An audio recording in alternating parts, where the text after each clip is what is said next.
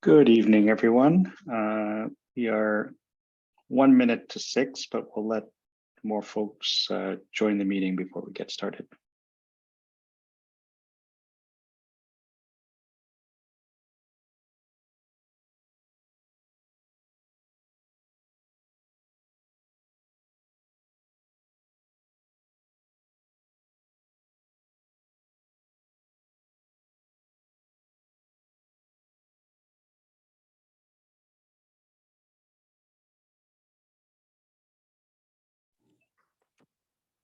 Can you speak to test the volume?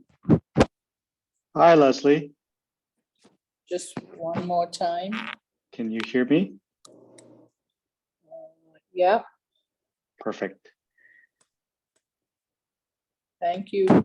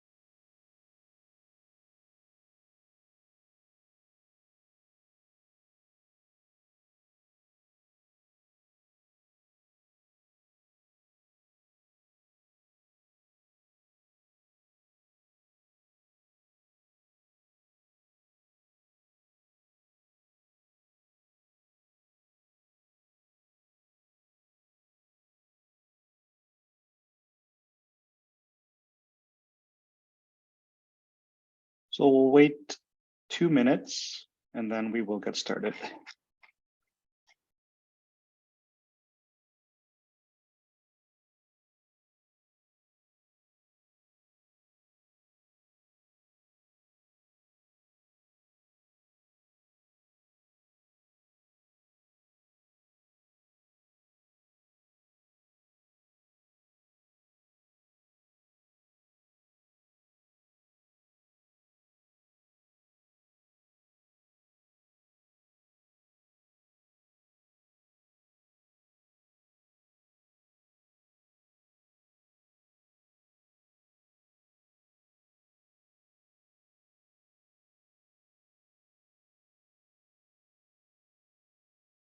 Nibini, can you confirm that you can see the slide?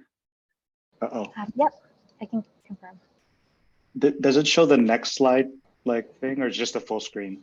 No, it doesn't. It's just Pride Toronto 2022 Annual General Meeting. Okay, perfect. Thank you.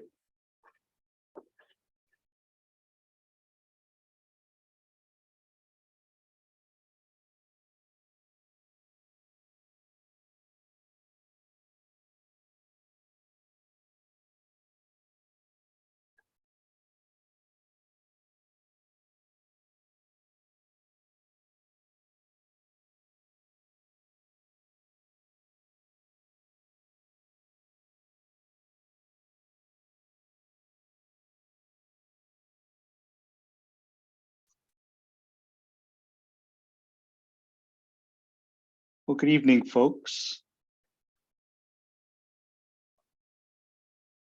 Before we begin, I do want to note that tonight's meeting is being recorded.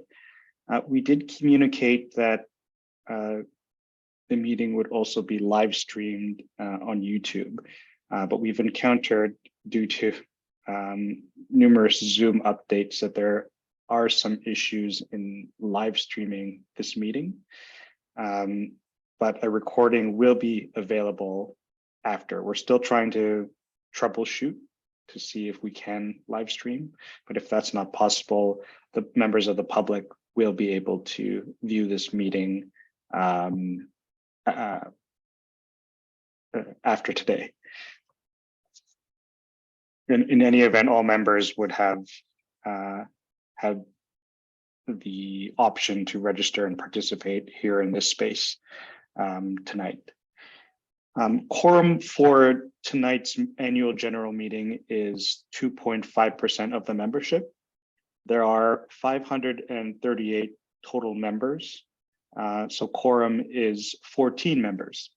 So far, there are well above 14 members who have joined the meeting. So we do have quorum, and I can now call to order Pride Toronto's 2022 annual general meeting. My name is Grant Gonzalez. I use he, him pronouns, and I am one of the co-chairs of the board of directors. And I will be chairing tonight's AGM, and I will be sharing these duties with Leslie Lee Cam, who is also a member of the board of directors. Here is tonight's agenda. You would have received it as part of your formal meeting notice. There will be a proposed amendment to it, and we'll get to that later in the meeting, but we do have some opening items to go through before we get to adopting the agenda.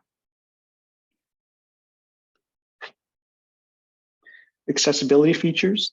ASL interpretation is provided, and there will be more information in the next slide. Captioning via live transcription is available. If you have any accessibility requests, please submit those requests through the Q&A function for the chair and or staff to address. In terms of the presentation of motions, the wording of motions are included in the presentation. If there are other motions for consideration, please bear with me. I will be typing those in so folks can see that as part of the presentation prior to voting. And so that Get Quorum can have the exact wording for the vote. ASL etiquette.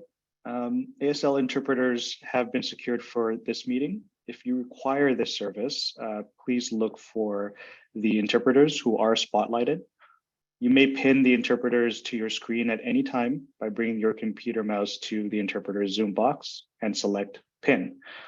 If you are speaking, please remember the following. Speak clearly and avoid speaking fast to assist the interpreters in translating efficiently. One person to speak at a time. Please do not speak over one another. Interpreters are neutral and abide by the code of conduct.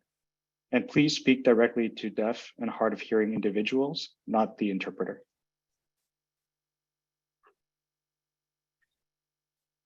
Harm reduction resources are available at pridetoronto.com/harm reduction. If you or someone you are with is having an emotional response to the content or tone of this meeting, please visit this website. If you are unable to navigate the link, please send an email to harmreduction@pridetoronto.com. Staff are in attendance and will be posting harm reduction messages and monitoring the harm reduction email. And again, that's pridetoronto.com/harm reduction.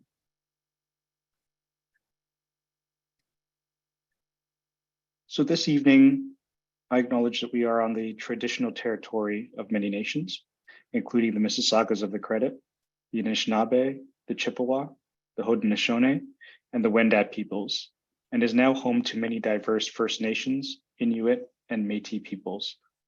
We also acknowledge that Toronto is covered by Treaty 13 with the Mississaugas of the Credit and the Williams Treaty signed with multiple Mississaugas and Chippewa bands.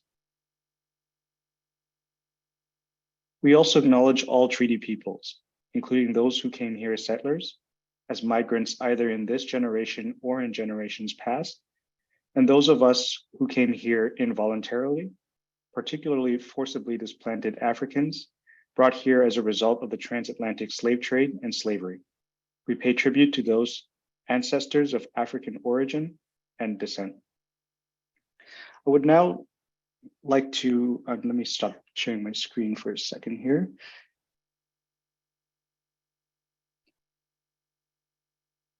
I'd like to invite Jason Berg to join us in this space and open and lead the opening ceremony and welcome all members and guests into the space. Jason, the floor is yours. Thank you so much. Miko Pisu Napio Nitise Kasun. My spirit name is Red Thunderbird, which was granted to me by Raymond Ballantyne, an elder from Pelican Arrows First Nation in Treaty 6, where I'm from. So I was raised in Prince Albert, Saskatchewan. My mother's from Big River, Saskatchewan. She's now a senator for the Métis Nation, where she has volunteered in the last 15 years. So I'm really honored to be here today to acknowledge that I'm a visitor on these territories and that I stand in solidarity with all Indigenous people. And I want to also acknowledge our two-spirited ancestors. It's such an honor to work with you at Pride. It's been a journey, and I've lived here in Takaranto for 20 years. And Takaranto is a Mohawk word meaning the place in the water where the trees are standing. So where we are was a very dense forest. It is framed by two rivers and a lake. So this one dish, one spoon wampum really acknowledges a pre-contact treaty where the bowl really represented the bounty that is this place, that was that dense forest, where salmon would swim, and that dense forest that hardly had any underbrush, which allowed for four-legged to run rampant. And I want to acknowledge the people that have taught me these things. And I specifically acknowledge the chair of Indigenous Visual Culture, Susan Blight, who's doing her PhD at the University of Toronto. So I am a visitor. I'm a two-spirited visitor. And yeah, I've really enjoyed Pride in the various manifestations that have occurred in the last 20 years. It hasn't developed without hiccup, but I do want to acknowledge the good work that you are doing to make reparations and to build healthy community.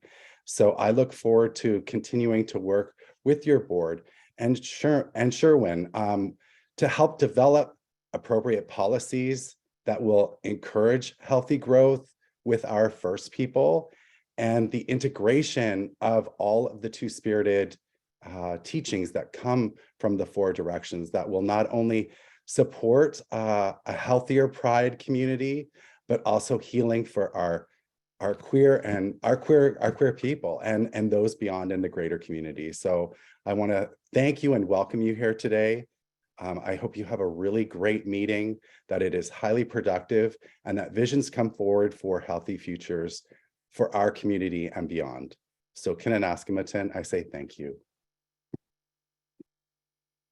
Thank you so much, Jason. And we very much appreciate your reflections, and we look forward to working with Indigenous groups, artists such as yourselves, as we continue on this path of reconciliation, acknowledging the history at Pride Toronto and some of these recent issues that and harms that Pride Toronto has caused against Indigenous folks here in Toronto and beyond. So thank you so much for joining us, and we appreciate your time here. Thank you. Keep up the good work. Thank you, Jason. I'm just going to share my screen again. Bear with me.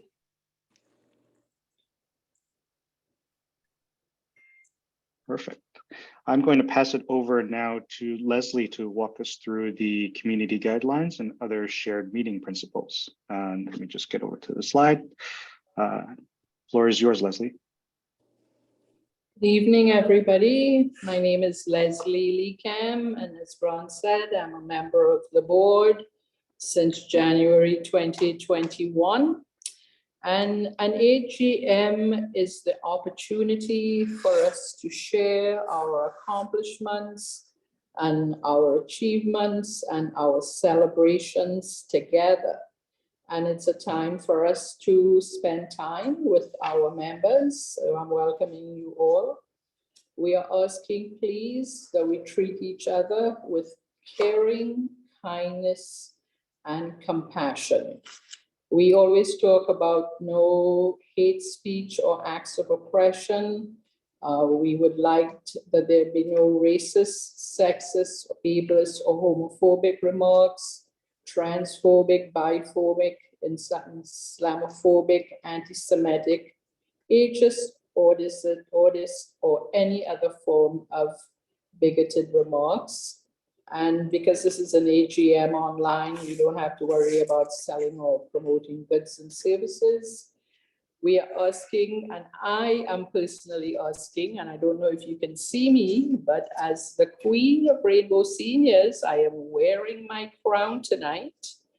We are asking for us to celebrate each other, to be kind to each other, and to just reflect on how much Pride Toronto has accomplished, given what we have inherited for the past, and now we are moving into a future of collaboration and community networking and inclusion at all levels.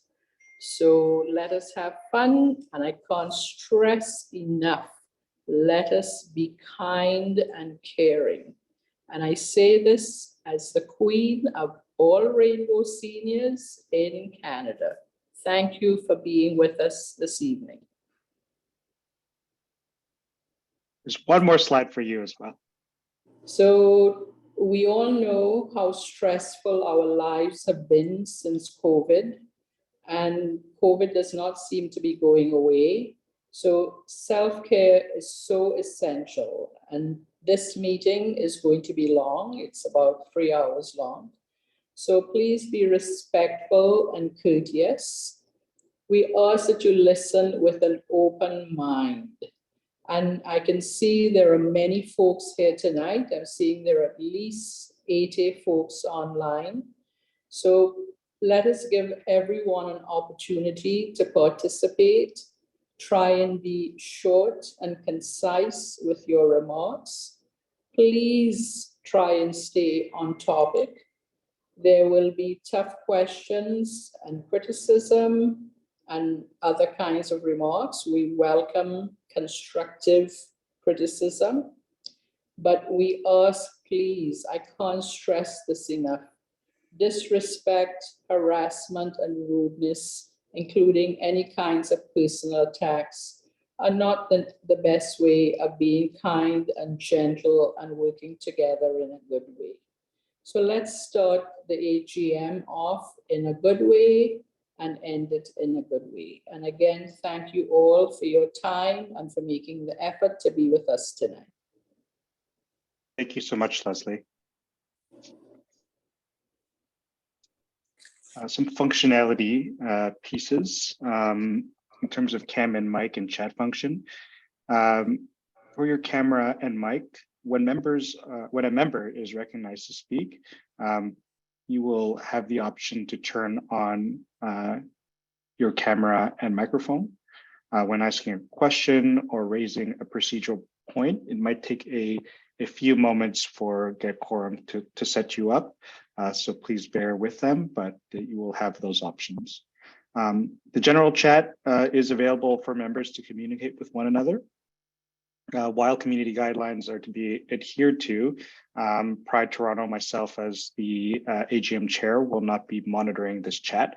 And members are to use the general chat at your own discretion.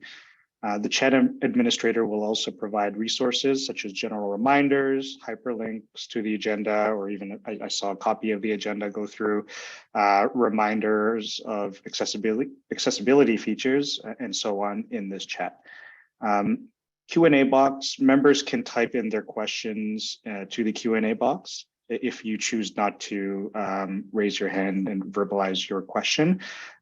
Questions that are relevant to an individual, so any personal needs and so on, tech issues, will receive a written response from either a board member or staff or tech support. Questions that are relevant to all attendees will be answered or brought forward by myself as chair or Leslie as chair. And members can also raise procedural points of order, points of clarification, point of privilege in the Q&A box. I will endeavor to monitor it as best as I can. And we do have staff as well who will flag it for me if I inadvertently miss those procedural points. So I'm going to stop sharing and pass it over to Get Quorum. They're going to walk us through how to vote, just so folks are comfortable with the voting platform and know how to use it. So let me stop sharing now and pass it over to, I think, Amanda, are you taking it over? Yes. Yes. Okay, perfect. Thank you, Grant.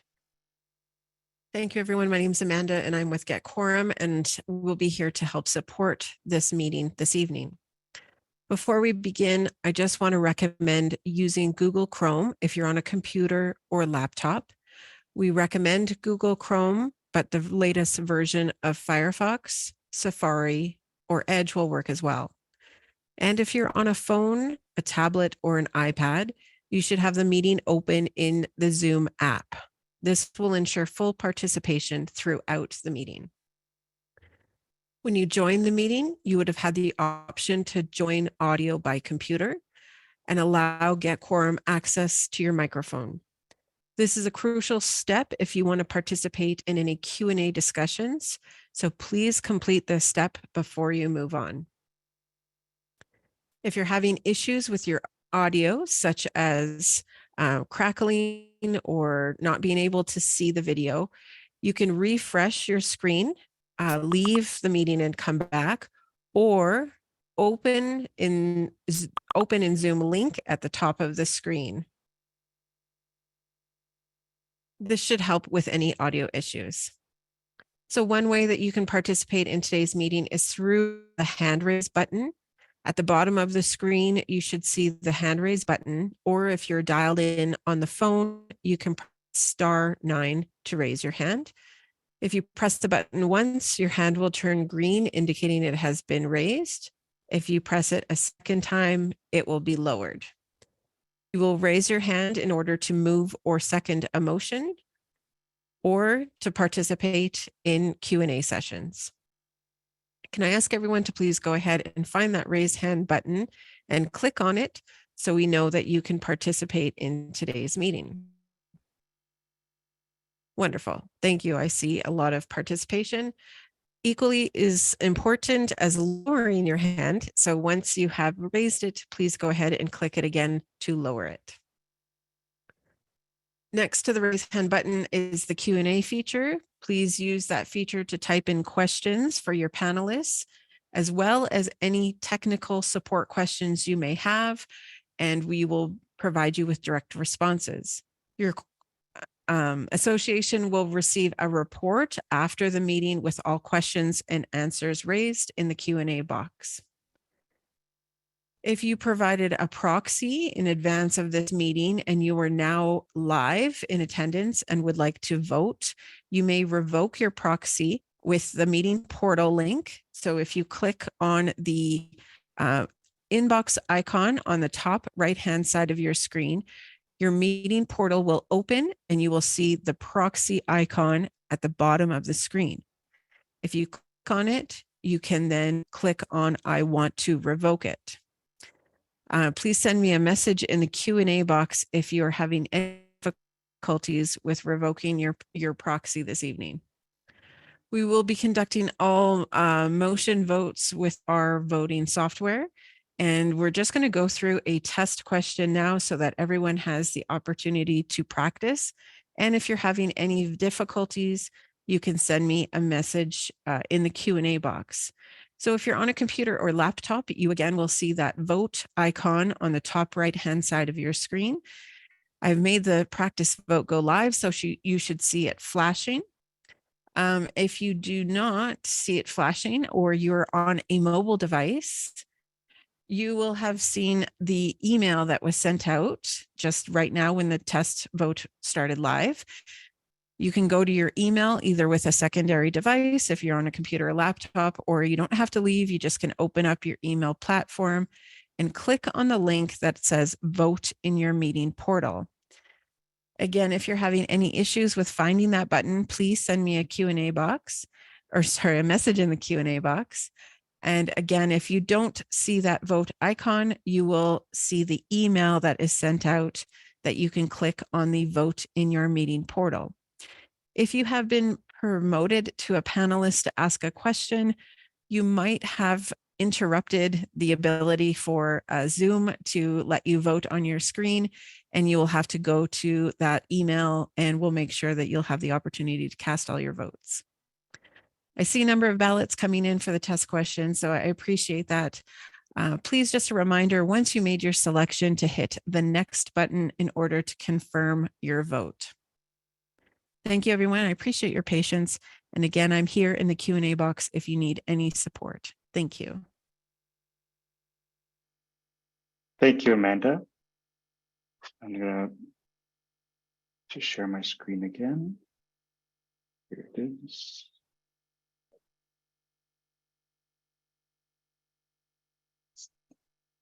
In terms of meeting procedures, our meeting will be guided by Robert's Rules of Order. So to move or second motions, use your raise hand function when prompted. So I will ask for movers and seconders, and we will choose the first two individuals to do so.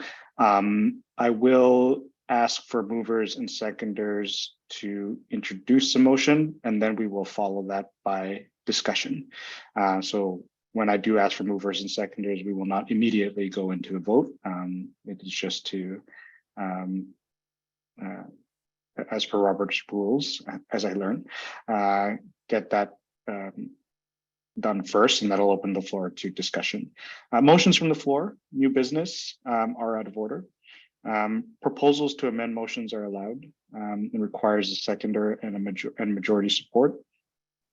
To raise the following queries, please do so by typing in the Q&A box, points of order, so procedural questions, points of information, questions about if you have require information about a specific question, and points of privilege, personal needs, calling it to attention, disrespectful conduct, and so on.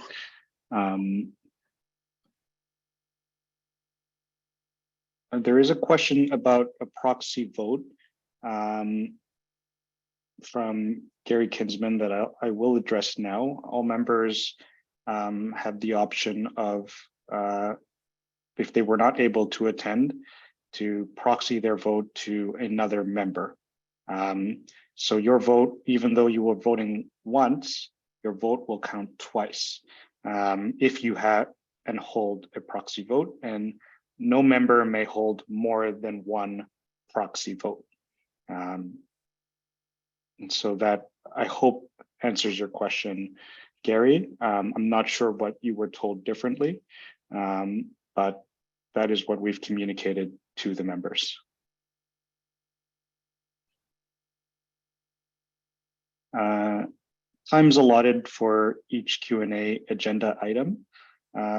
Members are invited to ask questions. Raise your hand, as mentioned. We'll choose you in order, or you may submit your questions in the general chat. We'll call on members in order of hands raised, 2 at a time, and then interchange with submitted questions. Generally, questions will be read in order of submission until the allotted time of the agenda item ends. If written questions of a similar nature have been answered, we may skip those and ask new ones. And the same goes for folks who are asking questions for the first time. You will be prioritized ahead of folks who may have already asked a question. And we'll go back to those folks as time permits and as we get through the speakers list. And generally, members will have about a minute and a half to ask questions. I'm not timing you, but please consider sticking to 1.5 minutes so we can maximize the time for folks to, for everyone to have the opportunity to ask questions. And as always, feel free to reach out to the board or the organization at board@pridetoronto.com or membership@pridetoronto.com. So a few housekeeping motions to get us started. This is the appointment of the note taker and the scrutineer. I'm just going to take the pause here.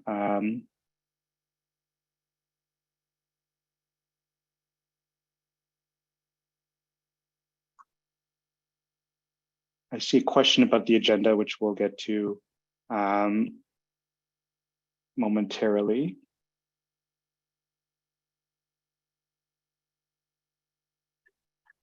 Oh, sorry. Someone is a little quick on answering questions. There was a question about the agenda. I was trying to answer it, but my keyboard on my phone froze and it didn't pop up. Okay, I see the question. I'll just ask Q&A panelists just to be slower at noting that these questions have been answered live, or else I will miss them. Okay, so I'm going to ask for a mover and a seconder for the first motion. I see Glenn Knight moves. Can I have a seconder for the first motion? And Ruth Noble seconds. Thank you. I will also ask for a mover for the second motion. Luca Amona, seconded by Glenn Knight. Thank you. I'll open the floor to any questions or discussion on either of the motions and I should read them out. The first to appoint Hannah Glover, Cheyenne Gale, and Tim Guram as note takers for the 2022 Pride Toronto Annual General Meeting.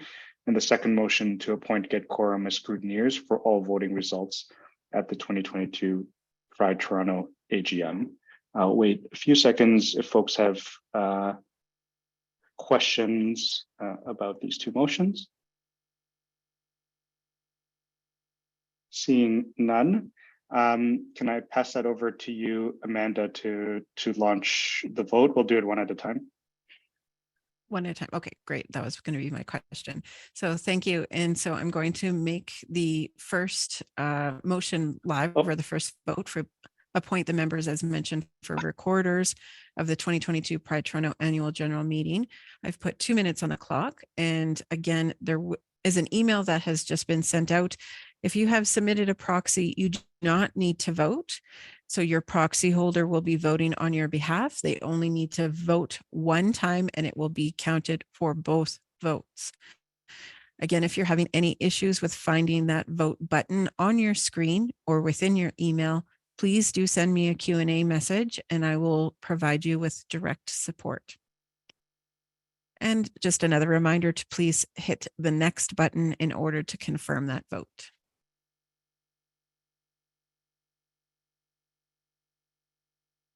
I should mention generally we'll give about 1.5 to 2 minutes for folks to vote, but if you do have any issues, please just let us know and we're not rushing it. So we'll give extra time.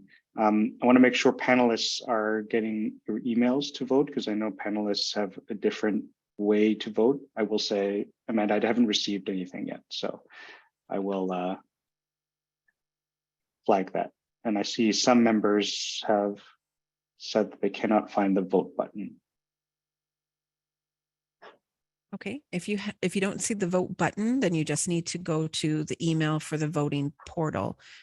When you click on the vote in the meeting portal link, it will open up a web browser. If you're not seeing an email, maybe try your junk or spam folder. Once you have the meeting portal open once, you don't have to keep going back. You can keep it open and continue to vote each time with that link.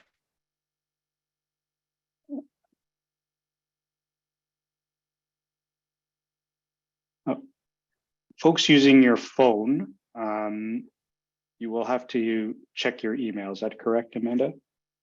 That's right. If you're on a mobile device, you will have to go ahead and find that email. And as I said, if you could just try looking in your spam folder to see if it's hiding in there. And then once you have it open on a web browser, you should be able to access it anytime throughout the meeting. I just put another minute on the clock because it does seem like there's a few people who are still trying to find that button or that link. So once we get it resolved in the first vote, we should be smooth sailing for the rest of the meeting.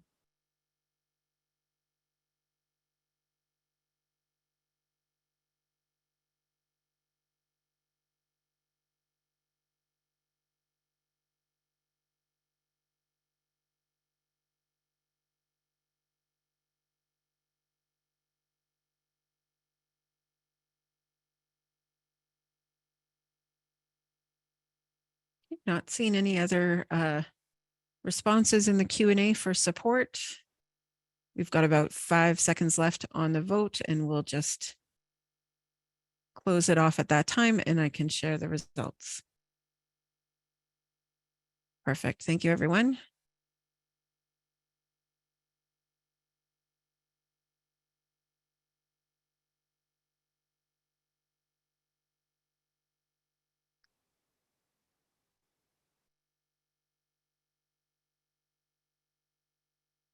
Okay, I'm just going to share my screen if I can, Grant. Go ahead. Okay, thank you.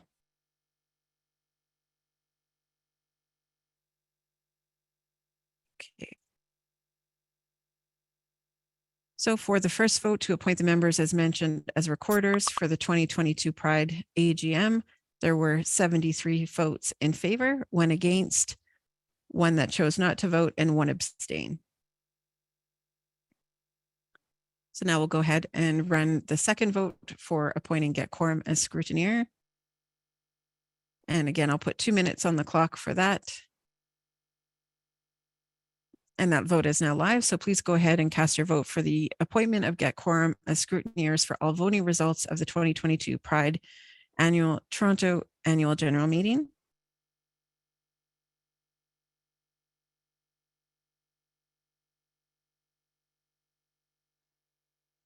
And there are a number of ballots coming in quickly. Thank you, everyone. Hopefully we majority of people who are able to connect easily.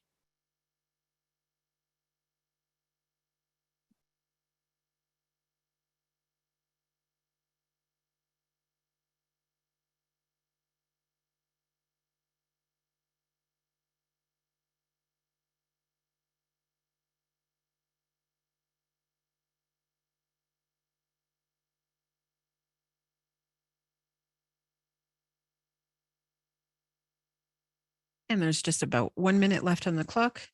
I see ballots still starting to come in. Just a reminder as well, when we show results, it is in combination with the proxy votes as well.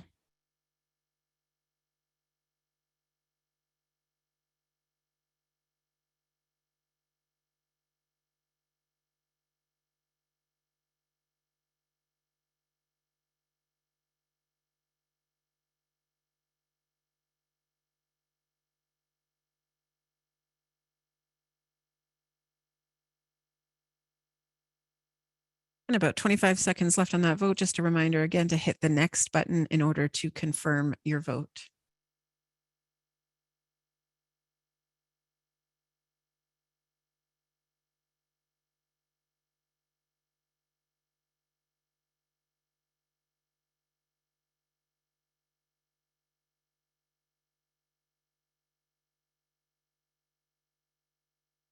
Okay, that vote is now closed. And I will go ahead and share results.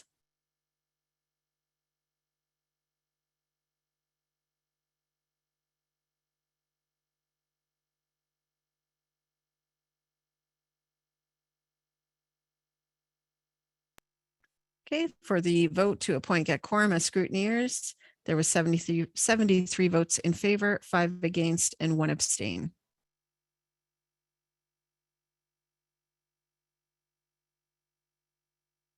Thank you, Amanda. Both motions are adopted to appoint Hannah, Cheyenne, and Tim as note takers and for Get Quorum as scrutineers. Bear with me one moment. I'm just preparing the motions for the agenda. There was a request to add 1 item to the agenda. So I'm just typing up the motion so folks can see that. And then we can get going.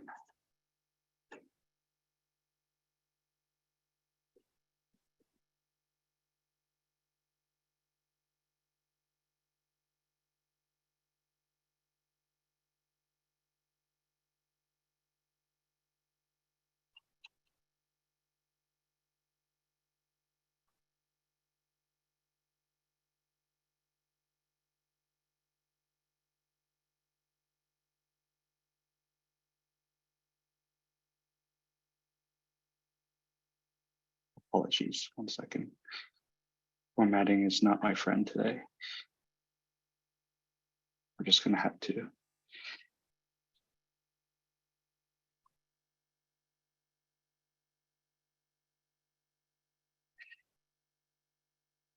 Mhm.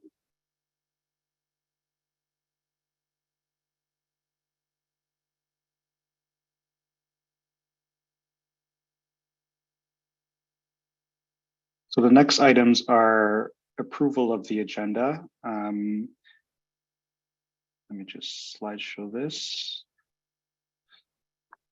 So forgive the formatting, I'll read it out. There was an accessibility accommodation request to include two breaks, one after the presentation of the annual report and presentation of the annual audited financial statements and appointment of the auditor, as well as a motion to add to the agenda. As part of other business, the City of Toronto's master plan for Toronto Island, specifically Hanlan's Point. Can I get a mover and seconder for the first motion?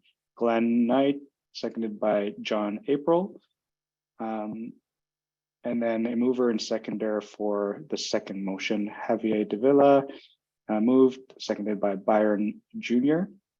I'll open up the floor for discussion if there's any questions about or comments about adding these two items. Gary Kinsman, go ahead. Gary, I'm just going to promote you to panelist if you'd like to share your video.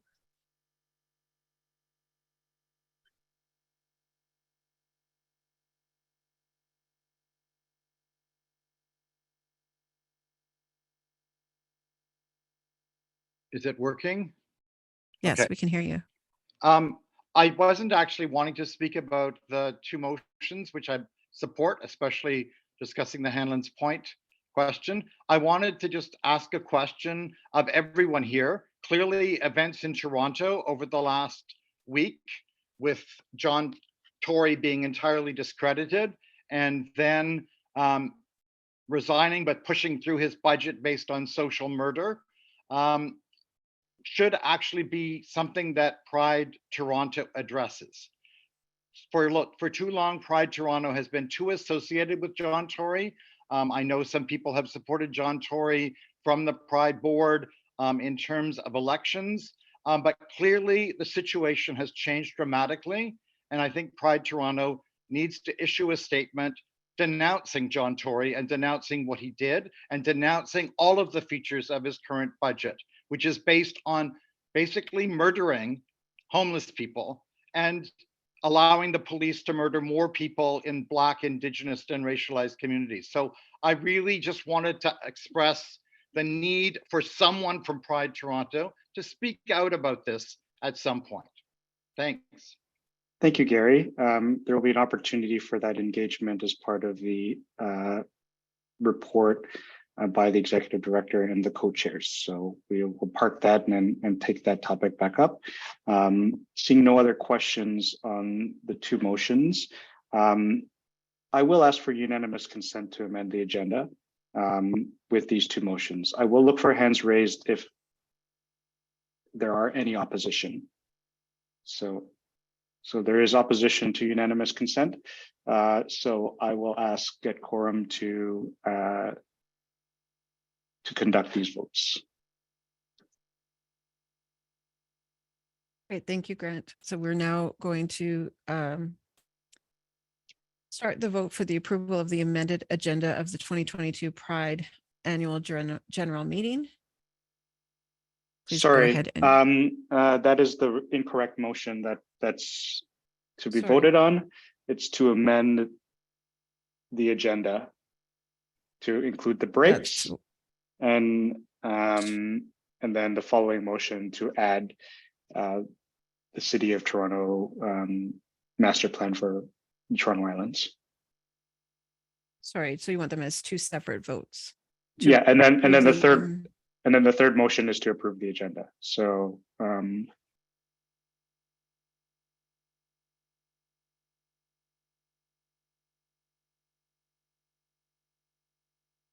Okay, so I'm just going to, that's not a problem at all. Sorry for that. We'll just add that. And Grant, do you have the writing of that? I just want to make sure that I get it specific for the two. It would have been, Or you should already have it, I think.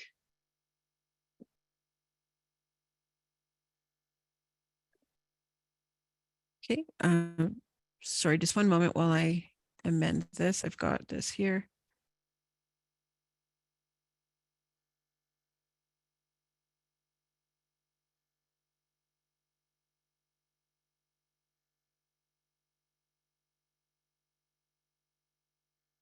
Okay.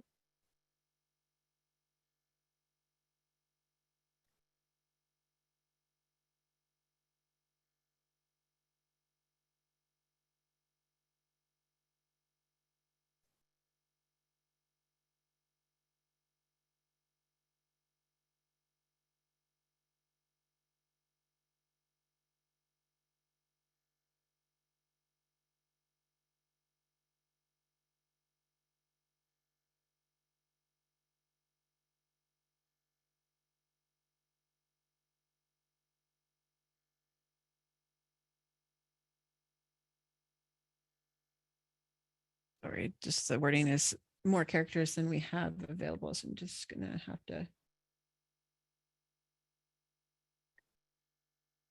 we go. My suggestion would be spirit of the motion will remain the same if we just add presentation of the annual report and presentation of the audited annual financial statements. And that should cut the character, hopefully meet the character limit, I should say.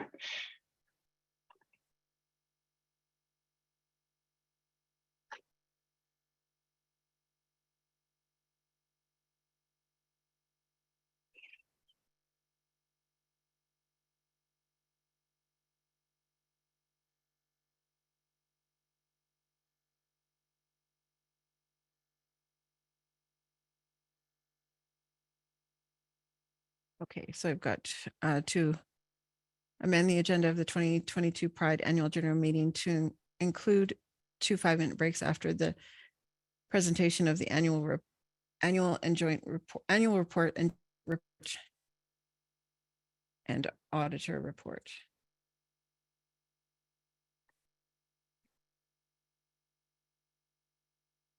Okay, so that's the first vote. We'll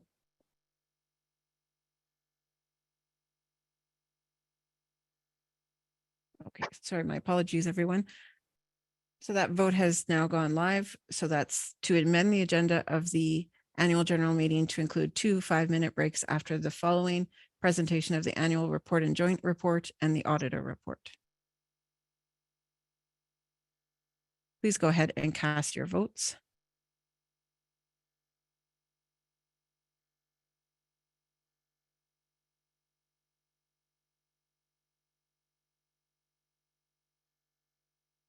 And Grant, while that's going on, the second vote is to the addition of the other item.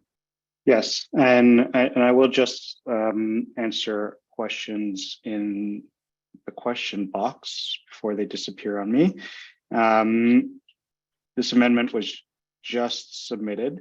I will call out that new business requires of a substantive nature member proposals, and not knowing the nature of this proposal, if it's just an update or a request, but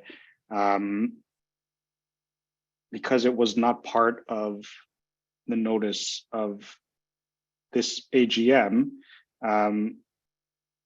we would treat any vote, and I'm not sure, I don't think there is a vote here with respect to this item, but if there was, it would not have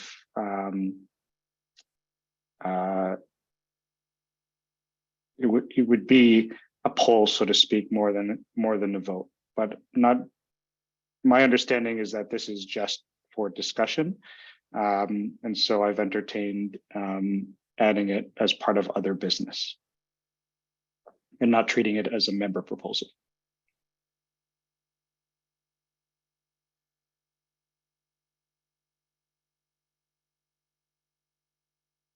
And question on is this 2023 AGM?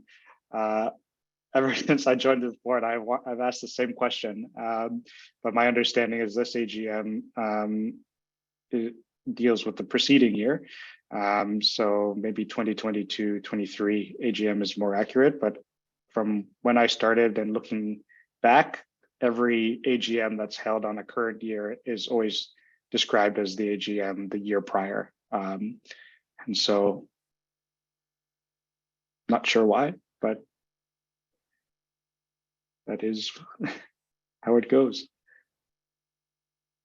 Old habits die hard, maybe.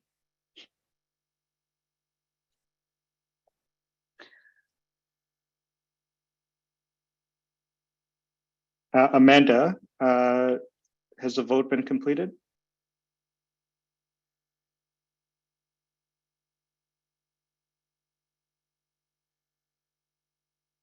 I'm not hearing you, Amanda, if you're speaking. Sorry, I noticed I was muted. We do have the results from that that vote for the adding of those two breaks. Okay. And I'll just share my screen here.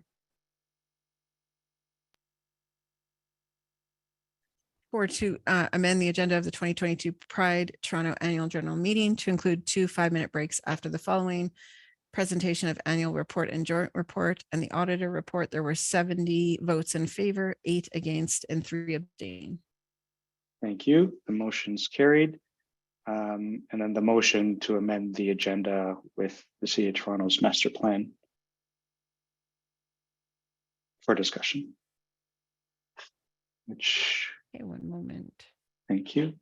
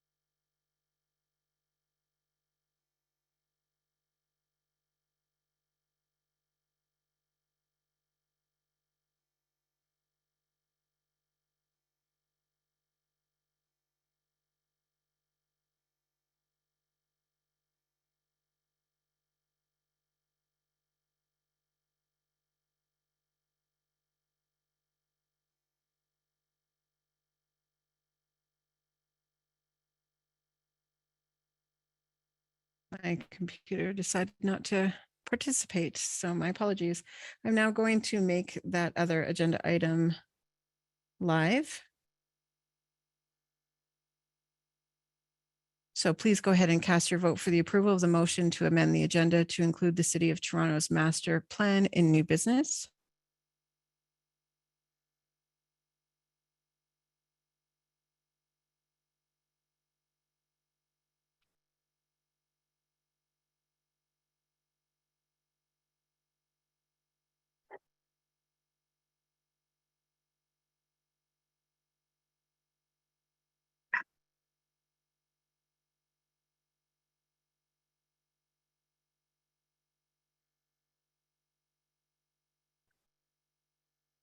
Thank you, everyone. And again, if you have just joined us and you're having any issues with voting, please send a message in the Q&A box and I'll provide you with support.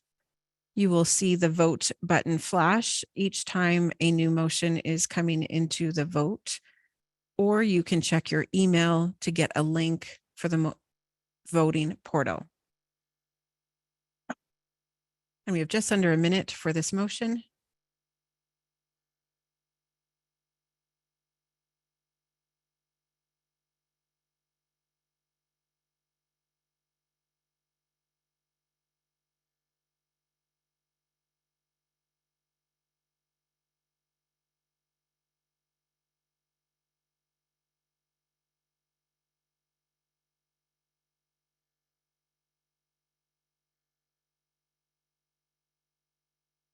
And just over 20 seconds left.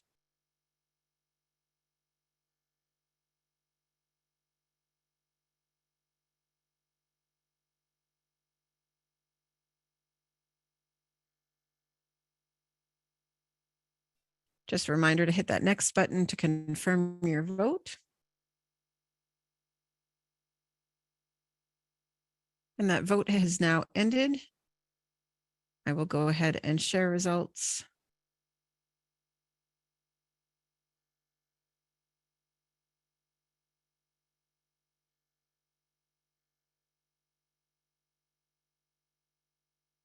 For the motion to amend the agenda to include the City of Toronto's master plan, there were 52 votes in favor, 22 against, and 6 abstain.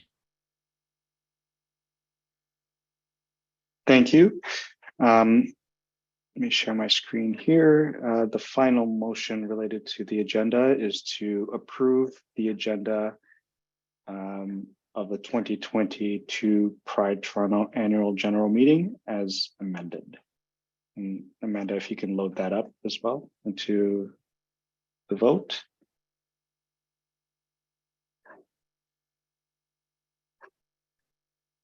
I think that vote is now live. Please go ahead. If you did not vote when it jumped up there before, you can vote now. And again, we'll have 2 minutes for everyone to complete their vote. If you're having any difficulties, please send a Q&A box or message in the Q&A box. Sorry, can we pause the vote? Forgive me, folks. I did not ask for a mover and a seconder. Can I have a mover, Glenn Knight? Thank you. And Alexander Dow, seconds. I appreciate that. Are there, if folks can lower your hand, if there's any discussion on the agenda, about the agenda as amended? Thank you. Not seeing any, we can resume the vote. Apologies. Okay, that vote is now still live. Please go ahead. If you have not voted, you can please cast your vote and hit the next button to confirm.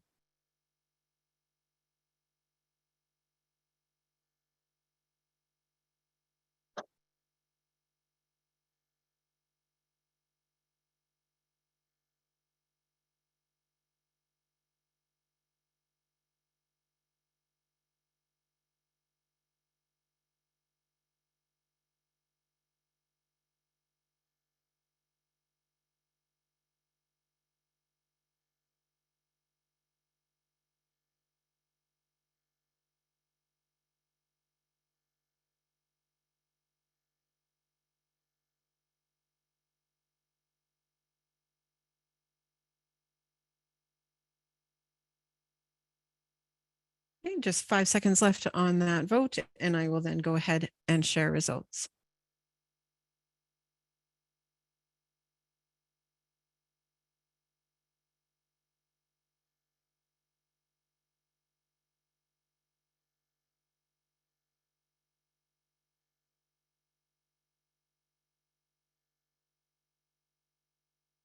Okay, for the approval of the amended agenda of the 2022 Pride Toronto Annual General Meeting, 71 votes in favor, 9 abstain, 1 against, and 1 chose not to vote. So 10 abstain.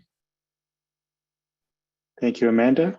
The motion is adopted and the agenda is approved. Next item for business is approval of the previous annual general meeting minutes and the special general meeting minutes as well. I'm just going to share the screen for see the motion here.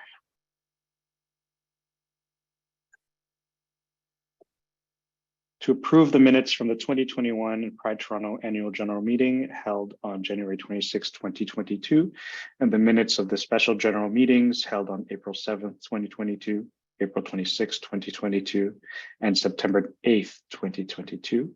Can I get a mover and a seconder?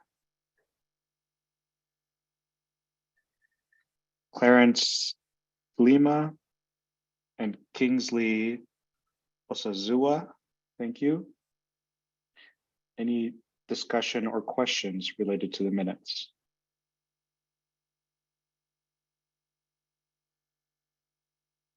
Seeing none, we can proceed with the vote, Amanda. Thank you. So that vote has now started for the approval of the minutes for the 2021 Pride Annual General Meeting held on January 26, 2022, and the minutes of the special general meetings held on April 7th, 22, April 26, 2022, and September 8th, 2022. Please go ahead and cast your vote.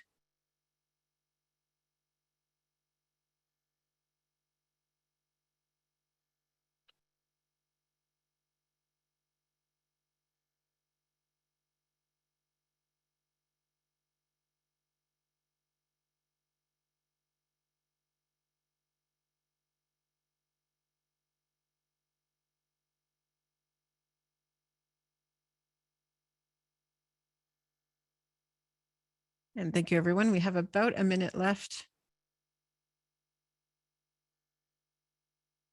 A few votes are still coming in.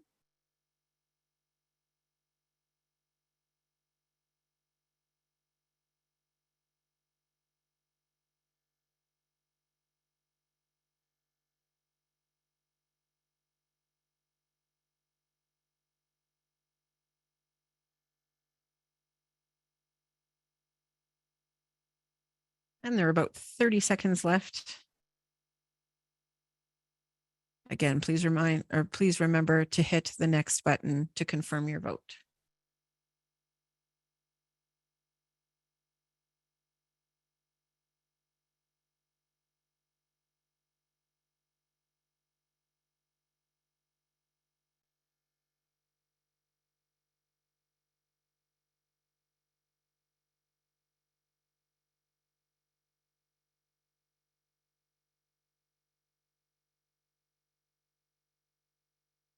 Great, that vote is now closed.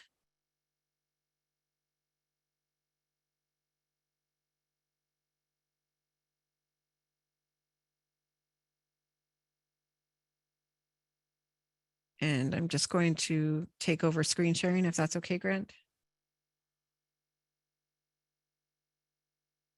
Okay, so for the approval of the minutes, there were 66 votes in favor, 13 abstain, and 4 against. Thank you. The minutes are approved. I did receive a question stating that there was a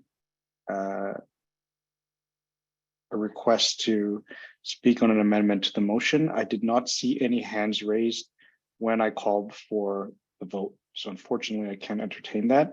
I did wait a few seconds for hands to be raised after we asked for movers and seconders, and I did not see any hands raised. Feel free to reach out to us, and if it's something we can reconsider at a later date, at another special or annual general meeting. That's something we could entertain. Thank you. I'll move on now to the presentation of the annual report and the joint report from the executive director and the board co-chairs. Just going to share my screen very quickly here. We're going to go off screen share so you can see Sherwin, Yuri, and I. And as part of this item, I will ask Leslie to step up as chair as I participate in this discussion. So we'll be talking about the 2022 Pride Festival, Global Black Pride, the KPMG compliance review, as well as an update on strategic planning, followed by Q&A. So let me stop sharing and pass it over to Leslie to facilitate.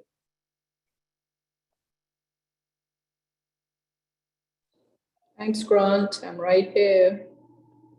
Thank you, Leslie. And then I guess Sherwin can go.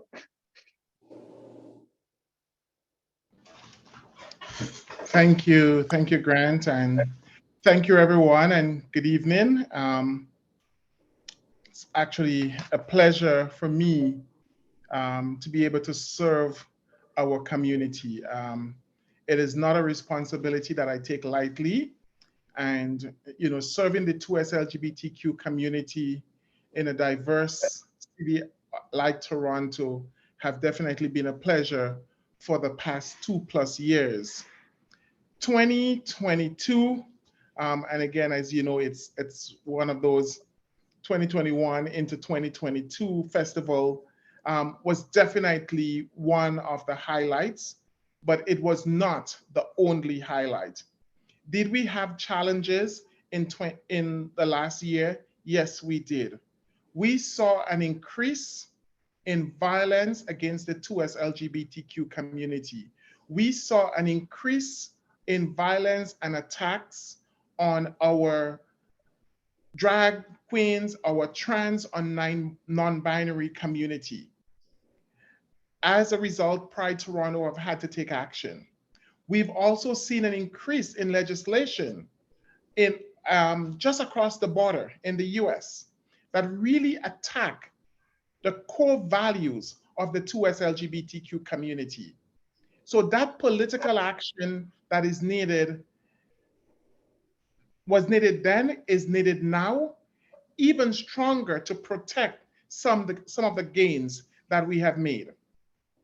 Despite the many challenges, we have worked to ensure that 2022 festival was a success. And again, these are just some really quick highlights. I know that you all saw the annual general report and have had an opportunity to read it.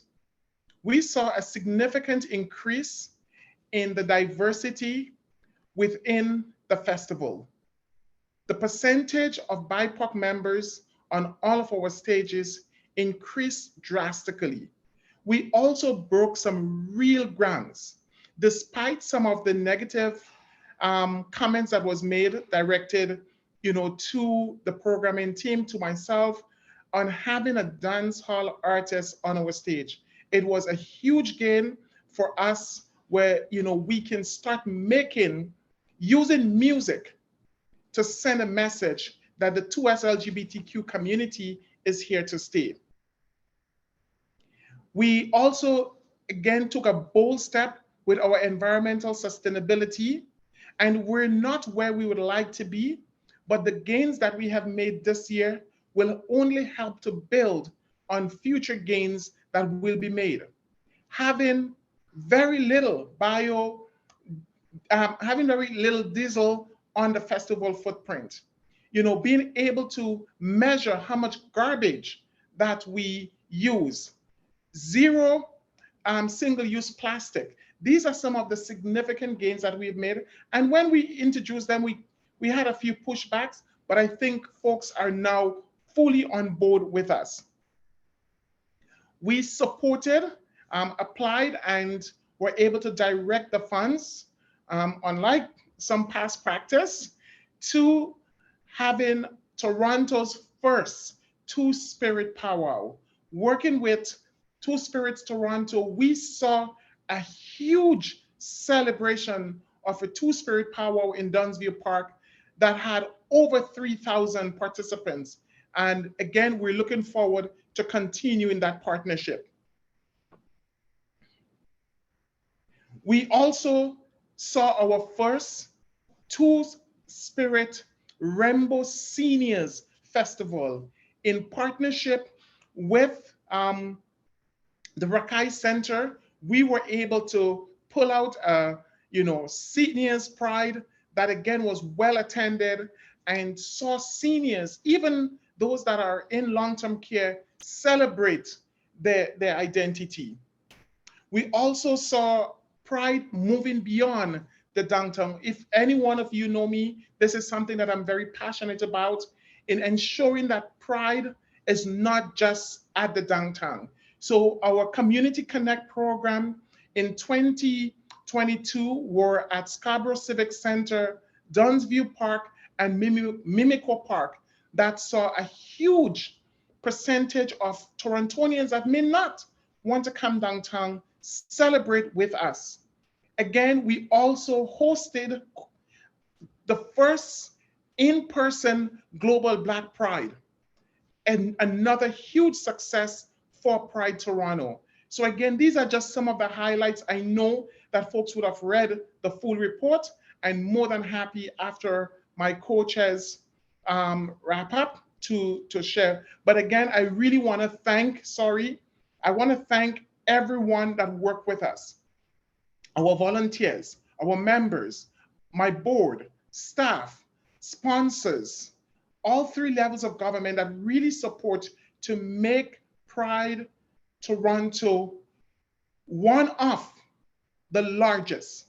And I will share with you the numbers, and then I'm going to be quiet. We, after all the prides reported their numbers, we know that Brazil is at the top. San Francisco only beat us by 100,000. And I'm still questioning who did San Francisco numbers. But we are way ahead of New York. We are way ahead of Montreal. So it speaks to the work that we're doing in Pride Toronto. It speaks to the membership holding our feet to the fire and we getting the work done. And again, Pride is more than a celebration. It is equal celebration as it is protest. Thank you. Thank you, Sherwin. This is as an update on the KPMG compliance review. As you know, that is something that we undertook toward the end of 2021 and beginning of 2022 and reported back to the membership in I think it was spring 2022.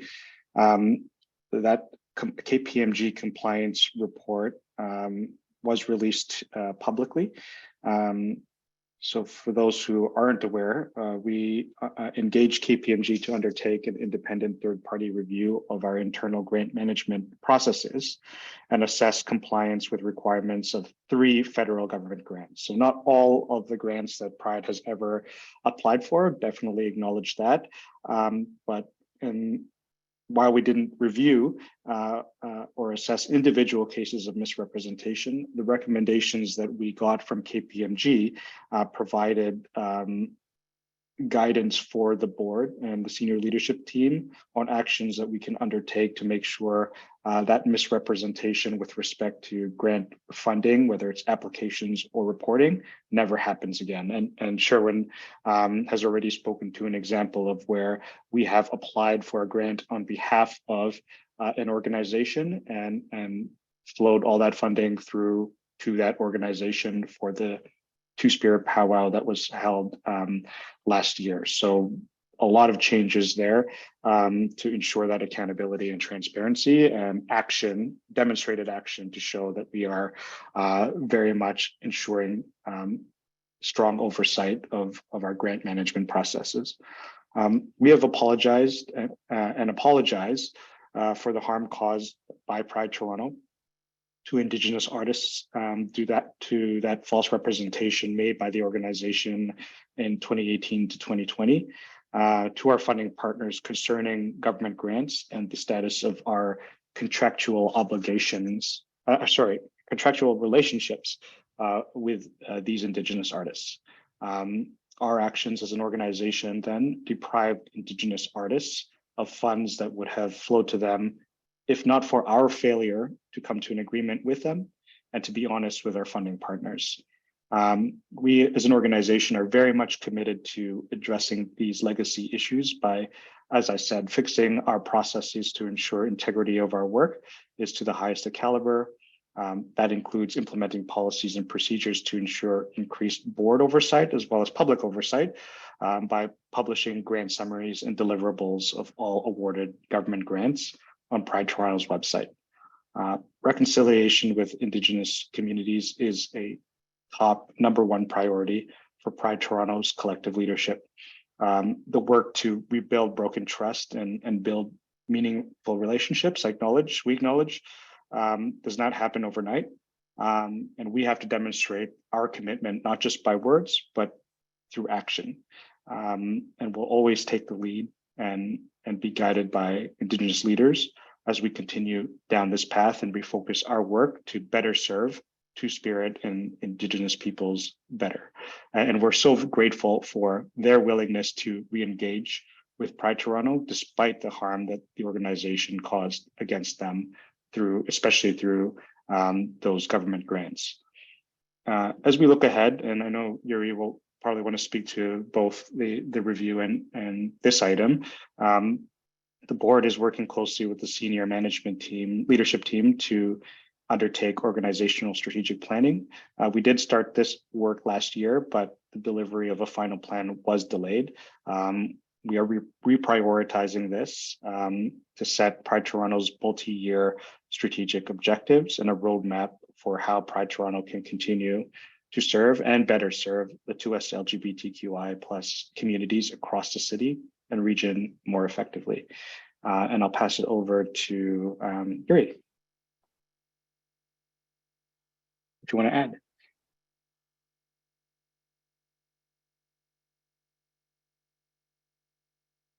You're muted.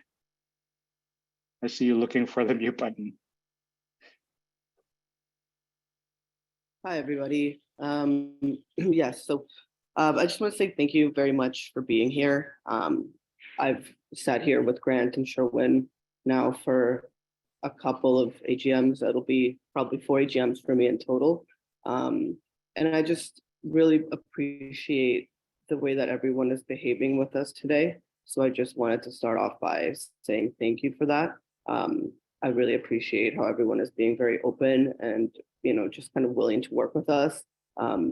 In previous situations with the Pride Board, there was no longevity. Nobody really stuck around here for longer than a year. And as we've obviously found out, there were clearly some reasons as to why that was. So I just wanted to assure everyone that we are very committed to this organization. Regardless of what we find, we will take action and we will do our best to work with anybody that we've affected. And at the end of the day, we are here to represent you. And we're just really excited about the strategic planning that we have coming up. It's something that Grant and I have been working on for a really long time and haven't really been able to bring it to a fruition. So yeah, during that process, we're going to be doing a lot of community consults. We're going to be reaching out to certain stakeholders as well. We welcome any comments from you. We do have a board email, board@pridetoronto.com. So yeah, that will be kind of happening within the next, I would say like 1 to 4 months. So yeah, if folks do have any suggestions, please send them over. We're more than happy to hear about other people's input. It's always very welcome, as obviously we have a very limited point of view. So yeah, any point of view from anybody within the community that you don't think is well represented at Pride is very, very welcome here. So yeah, thank you again, and looking forward to a good meeting, and hopefully I'll see y'all again next year as well. Thank you. Leslie, I think I'll turn it over to you to direct the speakers list. Okay, so thank you, Grant. Thank you, Yuri and Sherwin.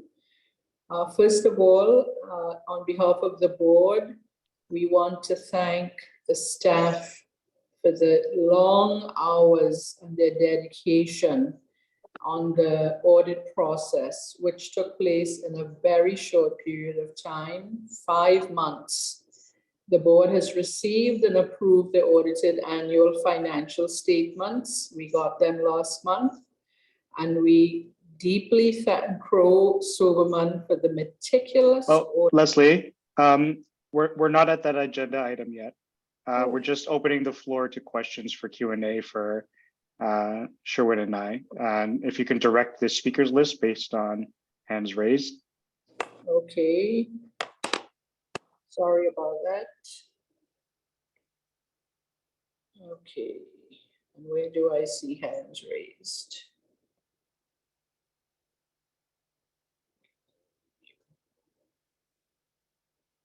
Do we have any hands raised? Yeah, if you click on the participants buttons, we have Rashida Lord with her hand raised. Okay. Sorry, I think I said that name wrong. Yeah. Rashia? Okay, I can't see the hands raised. That's okay. I can help guide us through that as well. Yes. So if you can just say the person's name again, please, Amanda. Yes, Rashia Lord. Is declined to be a perhaps we can panelist, just- but go Sorry ahead to and interrupt, Amanda. unmute. Amanda, sorry, if we can just perhaps have them say their own names, that'll be great. Just to kind of avoid that process, that'd be great. I just Thank have to identify who I'm unmuting though. So I do apologize if I'm saying it incorrectly, but please go ahead and unmute. Hi. Hi, go ahead. Hi. My hand raise was a mistake. Okay, thank you. Okay, thank you. Okay. Are there any other hands raised? Yes, we have Tom Hooper. Okay, Tom Hooper. You have a question? Gary Kinsman, I see that your hand is also up. Is Tom Hooper ready to speak? Yes, Tom, go ahead and unmute. There we go. He's just connecting audio. Hello. Go ahead. Hi, everyone. So I've been asking questions about fraud and forgery in federal grants. And anyone who wants more info on this can check out pridegrants.ca, where I've uploaded all the documents. Now, last year, Pride issued a so-called apology for this and also published a KPMG review. But that review did not look at fraud and forgery. And since then, we've learned that yet another $1 million grant from the Federal Development Agency also contained fraud and forgery. And this grant wasn't in the apology or the KPMG review. It was covered up. So we still have no answers to stolen signatures and fraud. The co-chair's annual... May I stop you for a sec to ask about the grant you just talked about? The $1 million grant, because Can I just finish this and then you can yes, ask? Sure. Go ahead. Thank you. So we still have no answers to stolen signatures and fraud. The co-chair's annual report talks of misrepresentations, but this does not adequately address the seriousness of the fraud and forgery that has taken place against our communities. We're talking stolen board member signatures, stolen signatures of school boards and community organizations. And the fact that you're still today minimizing this by using the term misrepresentations says there's still a big problem and it's not a legacy issue. So why haven't you directly addressed fraud and forgery? And why haven't you addressed the 1 million federal development grant? Okay, thank you, Tom. I would like to address the $1 million grant. Can you tell me, since you've been doing a lot of research on this, the year of that grant?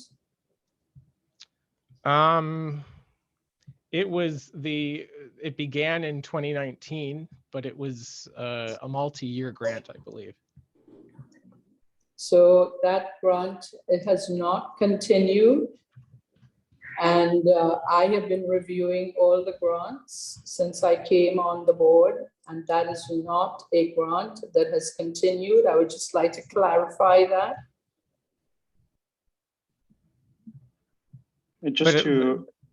My question was about fraud and forgery and minimizing it by calling it misrepresentations. So if I may, with respect to alleged forgery, predecessor board directors have been and are aware of concerns around the alleged forgery of their signatures, and would have been aware of these issues prior to myself joining the board in September 2020, prior to Sherwin as executive director joining the organization in November 2020.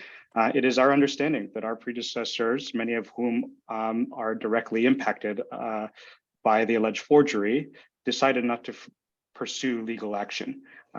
So I would encourage you to consult with them. They have their own confidentiality requirements, but they made those conscious decisions not to pursue legal action after having been made aware of their own signatures potentially being impacted by this.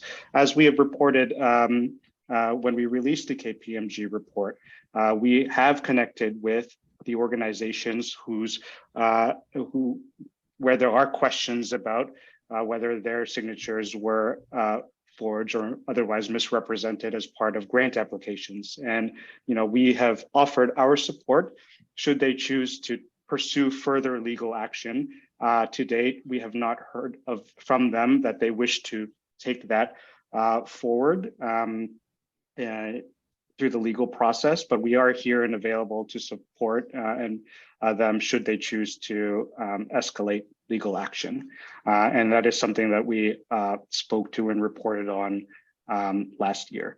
And from an organizational standpoint, Pride Toronto is confident that the individuals who were ultimately accountable at the time that these grant applications were submitted are no longer employed by the organization. Typically, if there are questions of this nature, of these issues occurring, one step that an organization can take is to let go of any employees who may be responsible for that action. Because they're not here, we can't take any further action on them. So I'm not really clear on what more steps we can take with respect to individuals who may have been responsible and accountable for these issues. So there are a lot of moving parts here, but I will reiterate that this current board was advised by former board directors who were directly impacted by this alleged forgery of signatures, which we are aware of, that they decided not to pursue further legal action. And Pride Toronto will remain here to support folks who wish to pursue further action should they choose to. I know one of the problems, Grant, is that even now you're still using the word questions. There's questions about fraud and forgery, and it's not up to individuals to decide whether or not to pursue this. These are public documents. These are federal grants. There is a community requirement to come forward with the truth and get accountability for this. It's not up to any one individual to do that. And it's in particular up to the current board, because this has been so long, these questions have been asked, to get the answers and report to us. This is what I've been asking all of these meetings that I've been showing up. It's been the same message, and it still hasn't happened. And I just want to flag that for us at this meeting today. It's really disappointing. Thank you. Well, thank you for that feedback, Tom. Yuri Sherwin, feel free to jump in should you choose, or we can move on to the next question. Yes, Gary Kinsman has his hand up, so I'm just promoting him to panelist. Can I just flag one thing? I don't see, like, I know Gary has said that his hand is raised. I'm concerned I'm not seeing it. Because I agree. I've addressed it with support. I don't see his hand raised as We'll well. do a test, maybe, just while we're just test it. So I will say, Gary, I do sometimes see your hand go up and then go down. So I'm not deliberately ignoring your hand. I legitimately do not see it raised even now. And I think the only reason why we're calling you up here is because you did note that in the Q&A, and we're not missing that at all. So it's a technical glitch. Not sure what's happening here, but I am not by any means trying to ignore you. So Okay, so yeah. You're not actually seeing that my hand is raised now. I only know that you want to. Then there is something fundamentally wrong with the program you're using, and it could affect all sorts of other people. I don't think it's a problem with my computer. What I had before was my hand was raised, and I'm not going to go into this in any detail, to discuss errors and limitations in the minutes from the AGM and from 2 of the SGM meetings. You did not listen to anything I was trying to raise at that point in time. So errors are now included in the adopted minutes from the last AGM and from 2 of the SGMs.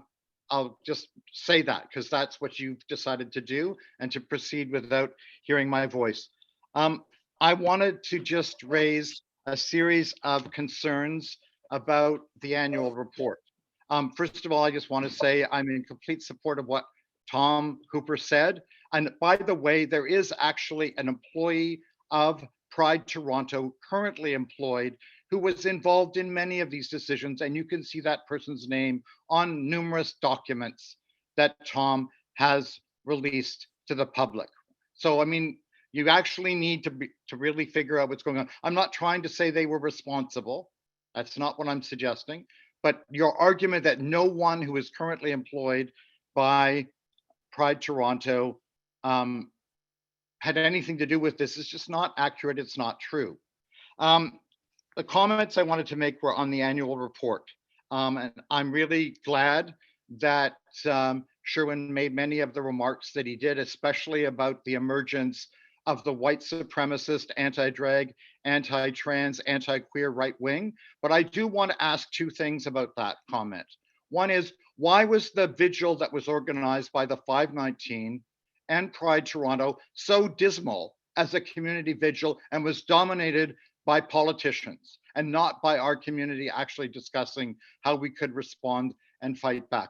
And why has Pride Toronto not done anything that I'm aware of, and maybe I'm wrong, please point this out if I'm wrong, to support the various communities that have been under attack around drag shows, including in Southern Ontario, Peterborough, the Niagara Peninsula, areas across the southern part of the province. As far as I know, Pride Toronto hasn't issued any statement, hasn't organized support buses to go to support these people or any of these things. So in a certain sense, that's not as deeply rooted as it needs to be.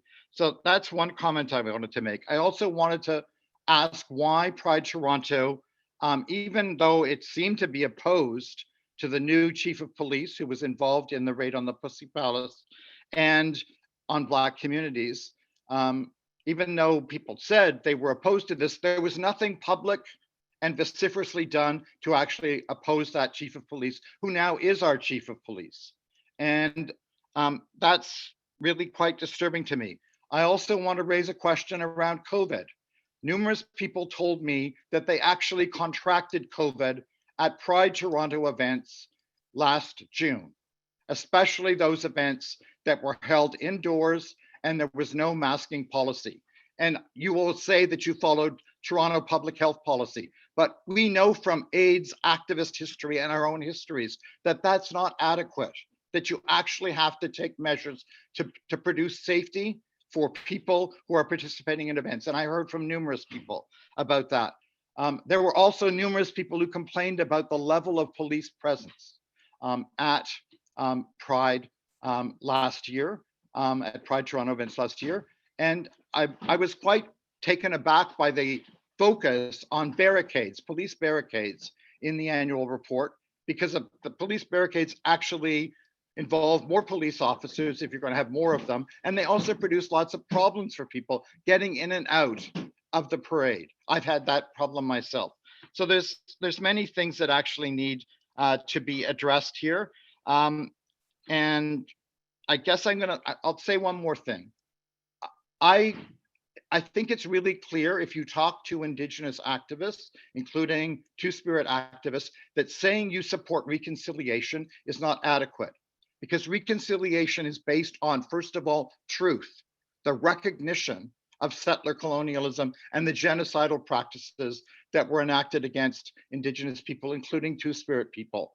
So to simply say reconciliation means they have to reconcile on the terms of the oppressing nation, on the settler colonial nation, instead of actually dealing with the substance of what is the problem, which is settler colonialism and genocidal practices.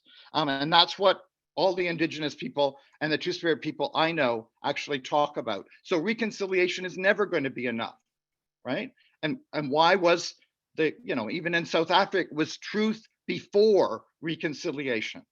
So I just want to raise a number of concerns around the annual report. I do think there's some really positive features there, but there's also a whole series of things that aren't being adequately addressed and aren't actually being addressed. So if Sherwin, if we're sincere as an organization about fighting against the new hate, the right wing that's focusing against us, it requires something active. Is it actually the theme of Pride this year that we're fighting against this right wing?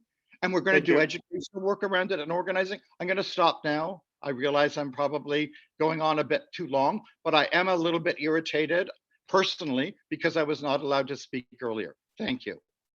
Thank you, Okay, Gary. And just to acknowledge again, it wasn't because I didn't allow you or disallow you. I did not see your hand raised. So I did not know you wanted to speak on this issue. You have commented in the chat. I do know you wanted to speak on this. I've called you, or we've called you to ask a question. So it wasn't intentional or deliberate. We physically cannot see your hand raised. I have seen your hand go up and down throughout the meeting. So I don't know what is going on. I see other hands raised. So I just want to call that out. There's nothing deliberate here in terms of silencing you or not. We want to hear from you. Maybe I'll pass it over to Sherwin first to respond to some of the questions you've raised, Gary. Thank you, Grant. And thank you, Gary, for, again, raising your concerns. And I'm going to try my best to address them in order that you raise them. In terms of, I appreciate the feedback in relation to the vigil that happened in regards to the Colorado shooting. I take those feedback and definitely will make sure that we have stronger community representation moving forward. I think those were feedback that not just you raised, but other community members have raised with us, and I think it's positive feedback. I welcome those positive feedback that can help us to build stronger community. So thank you very much for that.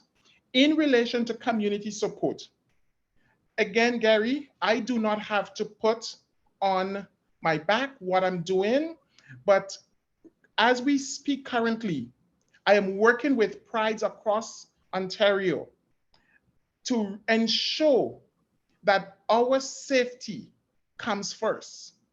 I have been working and will continue to challenge legislation, calling on the Ford government, calling on our federal government to ensure that they protect the rights of every Canadian, including our trans, non-binary, two-spirited, and the list goes on. This is work that is happening as we speak. I have challenged the Minister of Public Safety on this issue because, again, an injustice to one member of our queer community is an injustice to all members of our community. So this is work that is ongoing. We are going to be meeting for Theatre Canada conference in March, and it is top on our priority. I have been leading the conversation.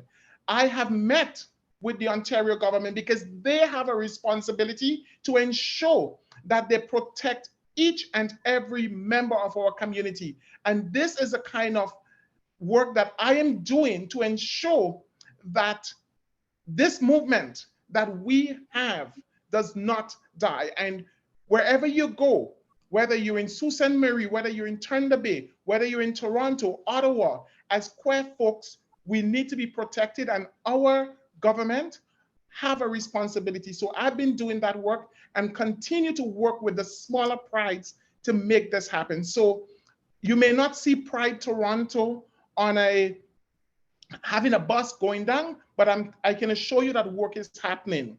I've also worked with the board. We now have guidelines around staff during work hours being able to participate in protest that will protect our community.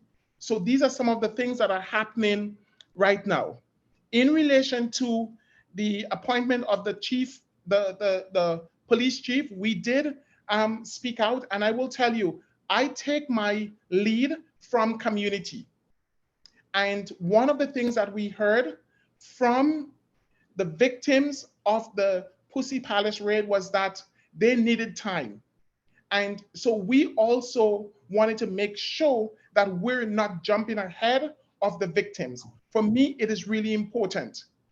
When I took the stand a couple of years ago to march with Black Lives Matter and carry that coffin from Rosedale Valley Road all the way to Yonge and Dundas, I made that decision with my community. So I think it's really important that we do not step in front of community and we allow community to lead. And I think that group in particular wanted the work is happening.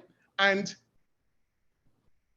you also spoke about police presence in the festival.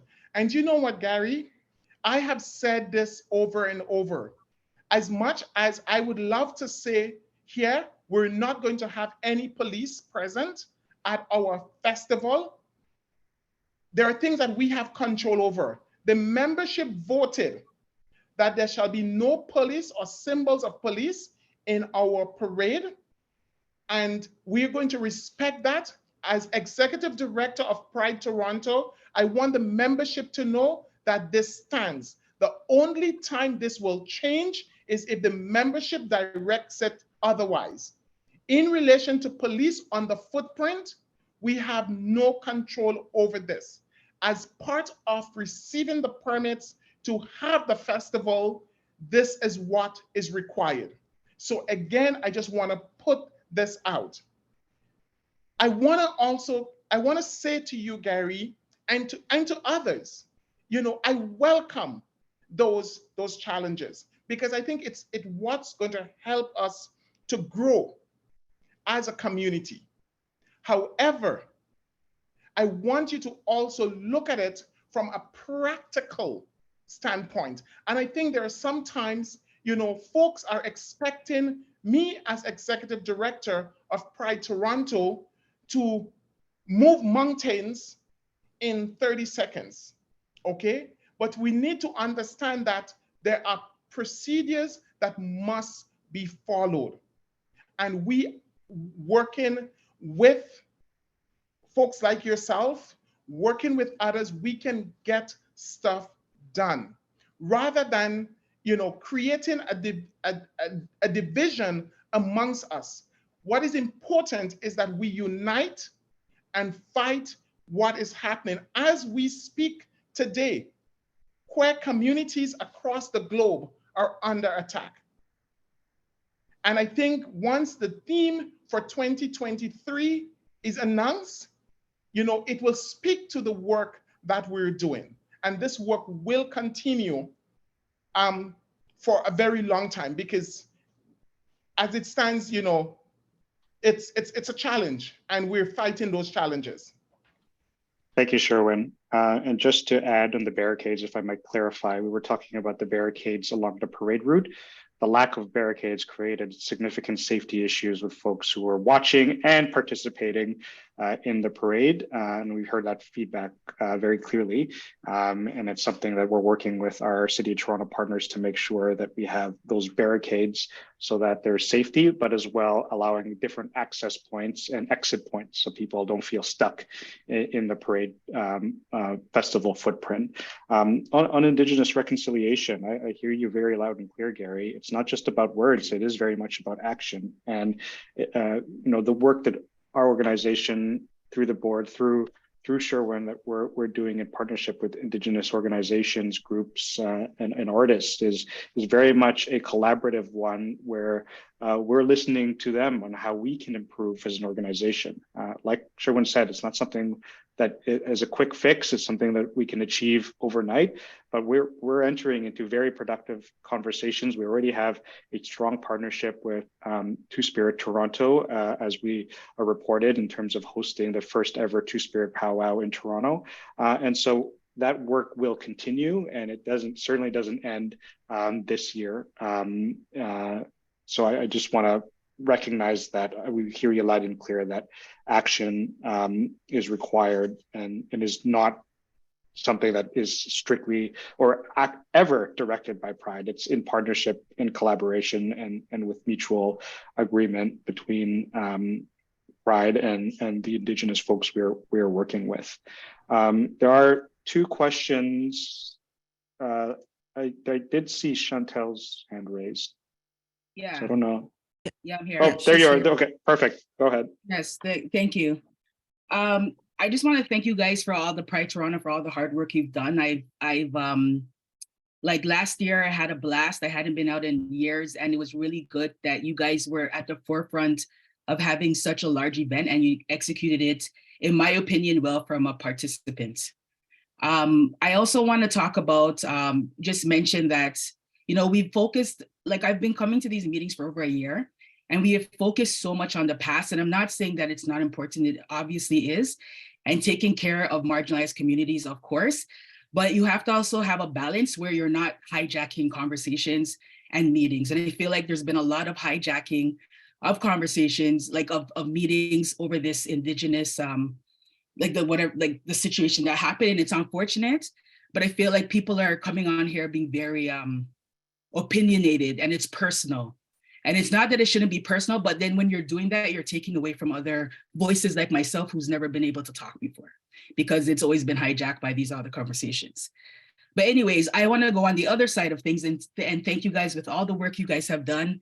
And if you could just elaborate and tell me about some of the things that you've done over the past 2 years to, like, you know, really change some things and just try to change the environment and things that you're working on. If you could talk to that, I would really appreciate that. It would feel more enlightened to hear about that instead of all the things that Pride Toronto, people feel Pride Toronto is doing wrong, and not understanding, obviously, this is a process.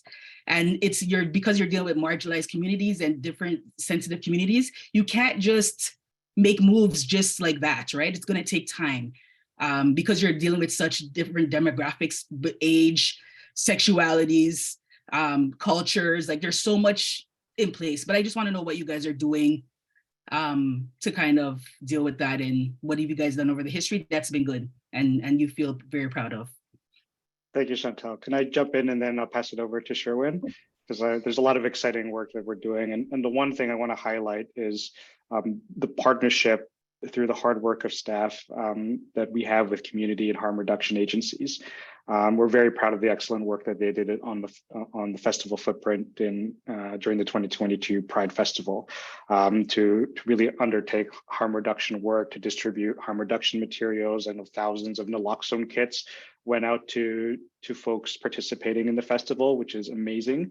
And this is where we're shifting from that, you know, it's not so much relying because they're required to be there in terms of police, but really trying to show that we can demonstrate that they don't need to take action above what some of these harm reduction agencies can and are already doing. And, you know, I'll list them out: Two-Spirited People of the First Nations, Black Cap, EVA's, Casey House, John Howard Society, Lamp Community Health Center, Maggie's Toronto, Parkdale Queen West Community Health Center, Sistering, South Riverdale Community Health Center, St. John Ambulance. I saw them driving around providing medical services on the festival footprint throughout the weekend, and Street Health, which is the one I'd referenced, was giving out those naloxone kits. So we're very much shifting to that focus where we're relying on these community agencies who do the work on the ground with marginalized communities to make sure that those most vulnerable are safe on the festival footprint, are receiving the medical and other community supports that they need, whether they're participants or just happen to be living in the vicinity, in the area of the festival footprint. And that's something that I think we very much want and will want to continue to prioritize. Go ahead, Sherwin. Thank you, Grant. And again, you know, thank you, Chantal, for your question. And I want to say that, yes, it has not been the easiest of roads to walk. As someone that has been part of community development, community engagement, I have to say I was expecting a lot smoother road when I took on the responsibility as executive director of Pride Toronto. But I welcome the challenge. And to highlight some of the amazing work that has happened is that, you know, and I will give a very concrete example. Today, I had a meeting with Global Affairs Canada because they heard of the amazing work that we're doing, leading prides across the globe around addressing issues of hate and discrimination. And they wanted to know how they can support the work that we're doing. Recently, we were part of Interpride Conference that happened in Mexico. And folks, as Pride Toronto, and with the support of the rest of Canada Prides, we were able to block groups that were there from our community that wanted to pass bylaw changes that will restrict trans and non-binary folks from participating. So we have not just done the stuff on the local, because we've also taken on a global and international front to really ensure that we're representing our communities across. Having to have some honest and frank conversations with Two-Spirit organizations. I can tell you, members, it was not easy. I left a lot of those meetings with tears in my eyes, knowing that I am now running an organization that have caused harm to those communities. But I'm happy to report that I am able to pick up my phone and call the executive director of Two-Spirit Toronto. I can call on Jason, because what I have done and what we have done, again, with the support of the board, is really help to bridge some of those gaps. Where we have caused harm, we have apologized. And really looking at ensuring that those mistakes are never made again by making sure that policies are in place within the organization. Financially, we're in a good place. When you walk during a Pride festival, every one of us that is on this call can see ourselves represented at Pride. And that's what Pride is supposed to be. It is not supposed to be one group of individuals, but each and every one of us, irregardless of our race, our gender identity, religion, place of birth, we should be able to see ourselves in Pride. And I'm happy to report that this is happening. We had so many contingents, including my first Pride. It was a vision of one of the board members, and we were able to bring it to fruition. Our international Grand Marshal this year, someone that is on the global front, but was willing to come to Toronto to help us and to push that agenda. These are the things that I am proud of. I'm also working with an amazing staff team where we've seen community engagement like never before. Working with prides within the GTA, within Toronto, whether it's Rexdale, being out in the community, being able to be at Jane and Finch Mall and hand out Pride bags, being able to be in Malvern, in North York, East York, just name it, we are present. And that for me is important because we are here to stay. So this is the work that we're doing. And again, I have to say that my board have been very supportive over the past 2 years, just in really making sure that we have policies and procedures in place at all levels, finance, HR, just name it, policies that will hold not just me accountable, but hold staff and also hold the board accountable.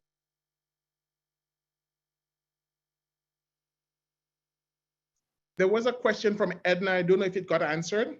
I think there was a request for Edna's email so that she can you can respond to her directly or respond to them directly. My apologies. Okay, no problem. I'm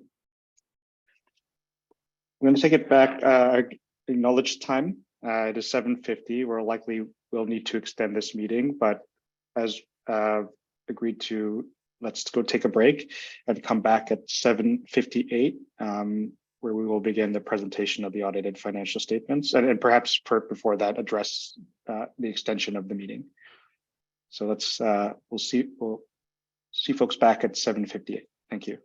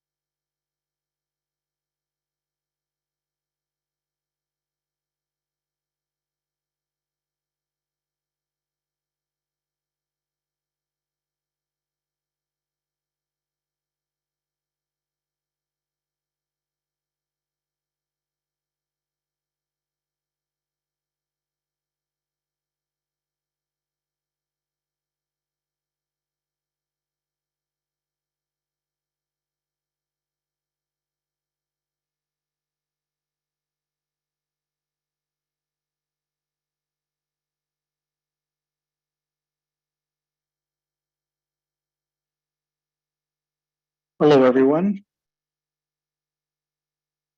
Let folks start coming back, but our 5-minute break is over.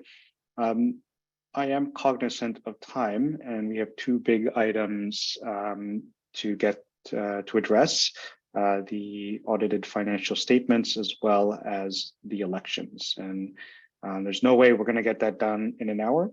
So I will put a motion forward to extend the 2022 annual general meeting to 10 p.m. And I'm going to ask for a mover and a seconder.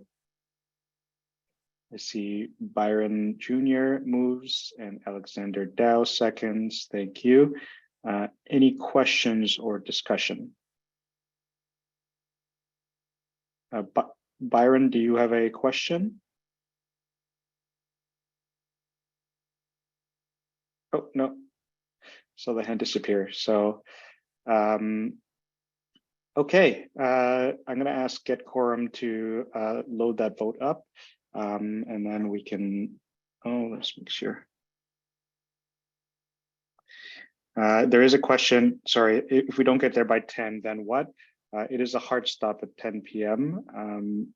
I'm confident that we will get there, but let's do a time check at 9 o'clock if we do choose to extend to see where we are at in the agenda. But there are two big items that we're going to get through, plus the additional other business item that was added to the agenda with an update from Javier with respect to the master plan for the city of Toronto on Toronto Island. Pass it back to Amanda. Okay.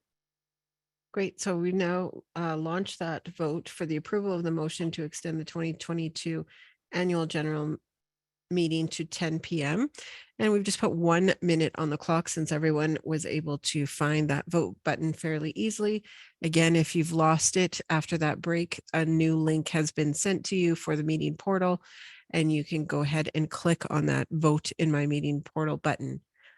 If you're on a computer or laptop, you should see it on the right-hand side of your screen. And please remember to hit the next button to confirm your vote.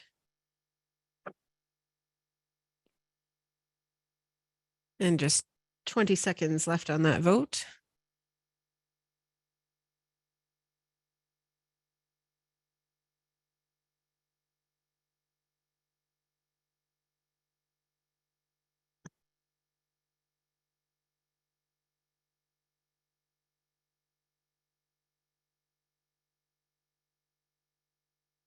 Okay, thank you. That vote is now closed, and I'm just going to share my screen, Grant, for the results. Go ahead.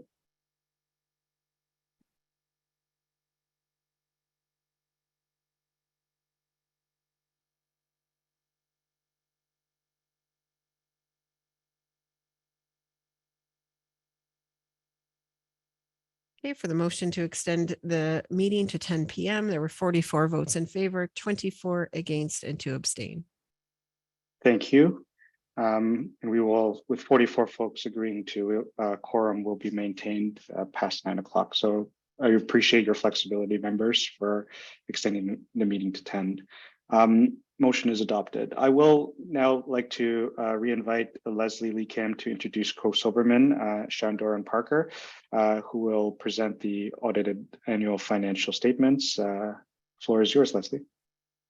Before we do that, Grant, there's a question in the chat about some folks having to leave at 9, and folks who have disability issues are also asking about not being able to stay. So, and would quorum be a problem? Quorum will not be a problem. I will monitor quorum, but quorum is 14 members. I'm confident that quorum will be maintained. So back to you, Leslie. Great. Okay, so I'll start over. So I would like to thank the staff on behalf of the board who have worked very long and hard hours during a very short period of time, 5 months to get the audit done. And the board has received and approved the audited annual financial statements. We did that last month. And we thank Crowe Soberman for the meticulous audit they conducted. I would like to welcome Shandon Gauthier and Parker Holman to present the audited annual financial statements. Welcome. Thank you, Leslie. Parker will be sharing his screen so that people can follow along. Also, if you have your copy of the audited financial statements, it would be a good idea to pull that up as well so that you can follow along in the actual financial statements also as we go. So again, my name is Shandor Gauthier. My pronouns are she, her, and I'm the audit partner.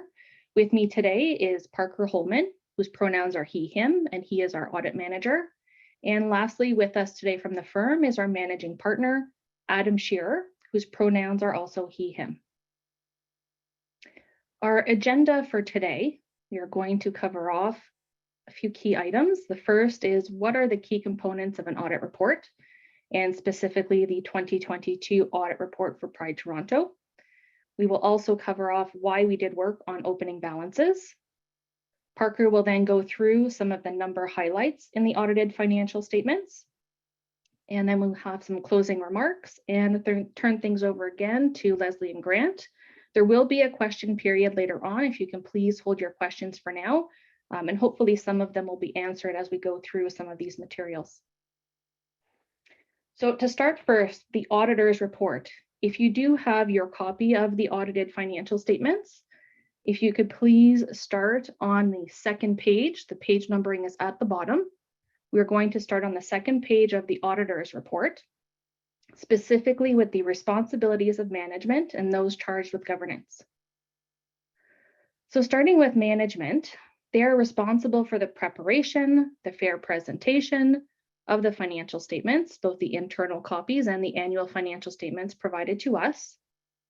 Management's also responsible to create, design, implement, and ensure that they operate effectively internal controls. And then the board, which in this case is the group that is charged with governance, is responsible for overseeing those processes. You can see a bit more of those details if you look at that section of the audit report. The next key section on that same page is the auditor's responsibilities. There's a few key pieces here I'd like to point out. The first is that it's our responsibility to obtain reasonable assurance about whether the statements as a whole are free from material misstatement. To be very clear, this is not a guarantee that we will detect a material misstatement if one exists, or that we will detect fraud if it exists. Now, I just also want to be clear here as to what is a material misstatement. So materiality really is an audit concept. It's a dollar amount that's set by the audit team as we start planning. And for nonprofits, this number is usually based on a percentage of total expenses for the fiscal year. And it's what we consider to be the error amount that would be significant enough to impact the decision makers who are using the financial statements. The next responsibility that we have is to identify and assess risks, and then design and perform audit procedures based on those risks. Then we obtain an understanding of internal controls, and we evaluate the accounting policies, the estimates, the overall presentation, and the financial statement disclosures. Lastly, we're also responsible to communicate with the board on any significant findings, including deficiencies in internal controls. That step is usually done towards the end of the audit, but can also be done throughout as items are identified. If you are following along in the financial statement, I would like you to please flip back one page to the first page of the independent auditor's report. You'll see at the top here, it says qualified opinion. So I'd like to explain first some of the differences that you can see when you open an audit report. Particularly if you take a look at the 2021 financial statements, you will see there that the 2021 report issued by the previous firm was unqualified. Now, what that means is that the auditor felt that they gained a reasonable comfort over the financial information, and they assessed that there were no limitations to the audit work that they needed to do over those financial records. Now, a qualified opinion is actually very common for charities and nonprofits. And this is because of cash donations. An auditor isn't able to obtain sufficient audit evidence over a particular balance, such as revenues earned from cash donations, but it's not so pervasive to the financial statements as a whole that we were able to just consider it what we call a scope limitation. It means we were not able to do sufficient work over that particular area. You'll notice if you're following along in the financial statements that there are actually 2 scope limitations in the 2022 report. The first relates to revenues from donations and fundraising activities or cash donations. And the second relates to grant revenues prior to August 1, 2020. Now, this limitation relates to grant revenues and is a result of our inability to gain access to sufficient appropriate audit evidence over the eligibility of expenses for periods prior to August 1, 2020. And as a result, we weren't able to determine if any of adjustments were needed to government funding payable or net assets as of August 1, 2021 and July 31, 2022. I just want to be clear, August 1, 2020 is for not the 2021 financial statements, but for the opening balances to those 2021 financial statements, or July 31st, 2020, if that's easier. The last part of the report I do want to bring your attention to is back on the second page of the report at the very top. It says emphasis of matter. And I want to bring your attention to that because this is a clause that is used, or a section that is used by auditors really to draw the attention of the users to something that's fundamental to your understanding of the financial statements. So in our particular case, we've included this section because we want to draw your attention to the restated comparative figures. Now, Parker will go over the restatement details shortly. Before we get into those details, I do also want to cover off the opening balances. So when a new audit firm is appointed, there is a requirement for the new auditor to assess the audit work that was done on opening balances. Just for a bit more clarity, accounts payable, for example, as at July 31st, 2021, would be the same balance as August 1, 2021, which would be our opening balance for accounts payable. So we would want to see what work was done on this balance in the previous auditor's 2021 audit file.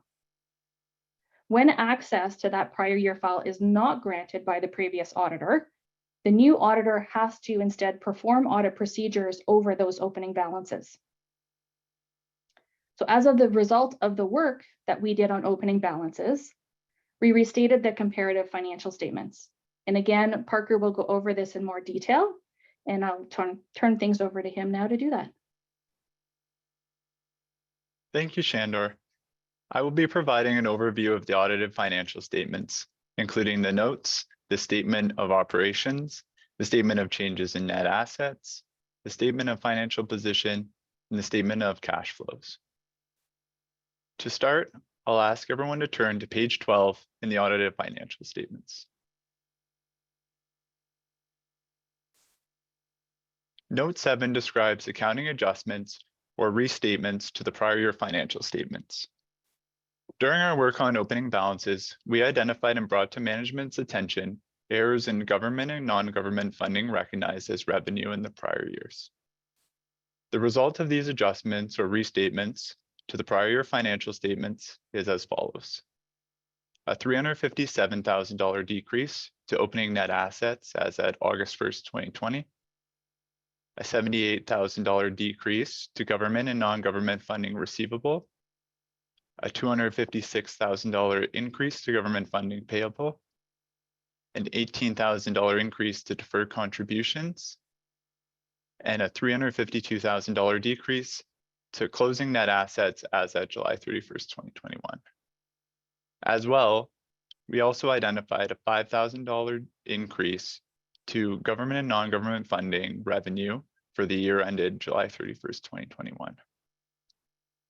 The majority of adjustments or restatements relate to amounts payable as at August 1st, 2020, per review of audit documentation available to support the eligibility of grant expenditures. The impact of these restatements can be seen in the changes to the 2021 figures reflected in each of the financial statements. Working backwards, I'll ask everyone to turn to page 6 in the audited financial statements. Here you will find the statement of operations detailing revenue and expenses for the years ended July 31st, 2022 and July 31st, 2021.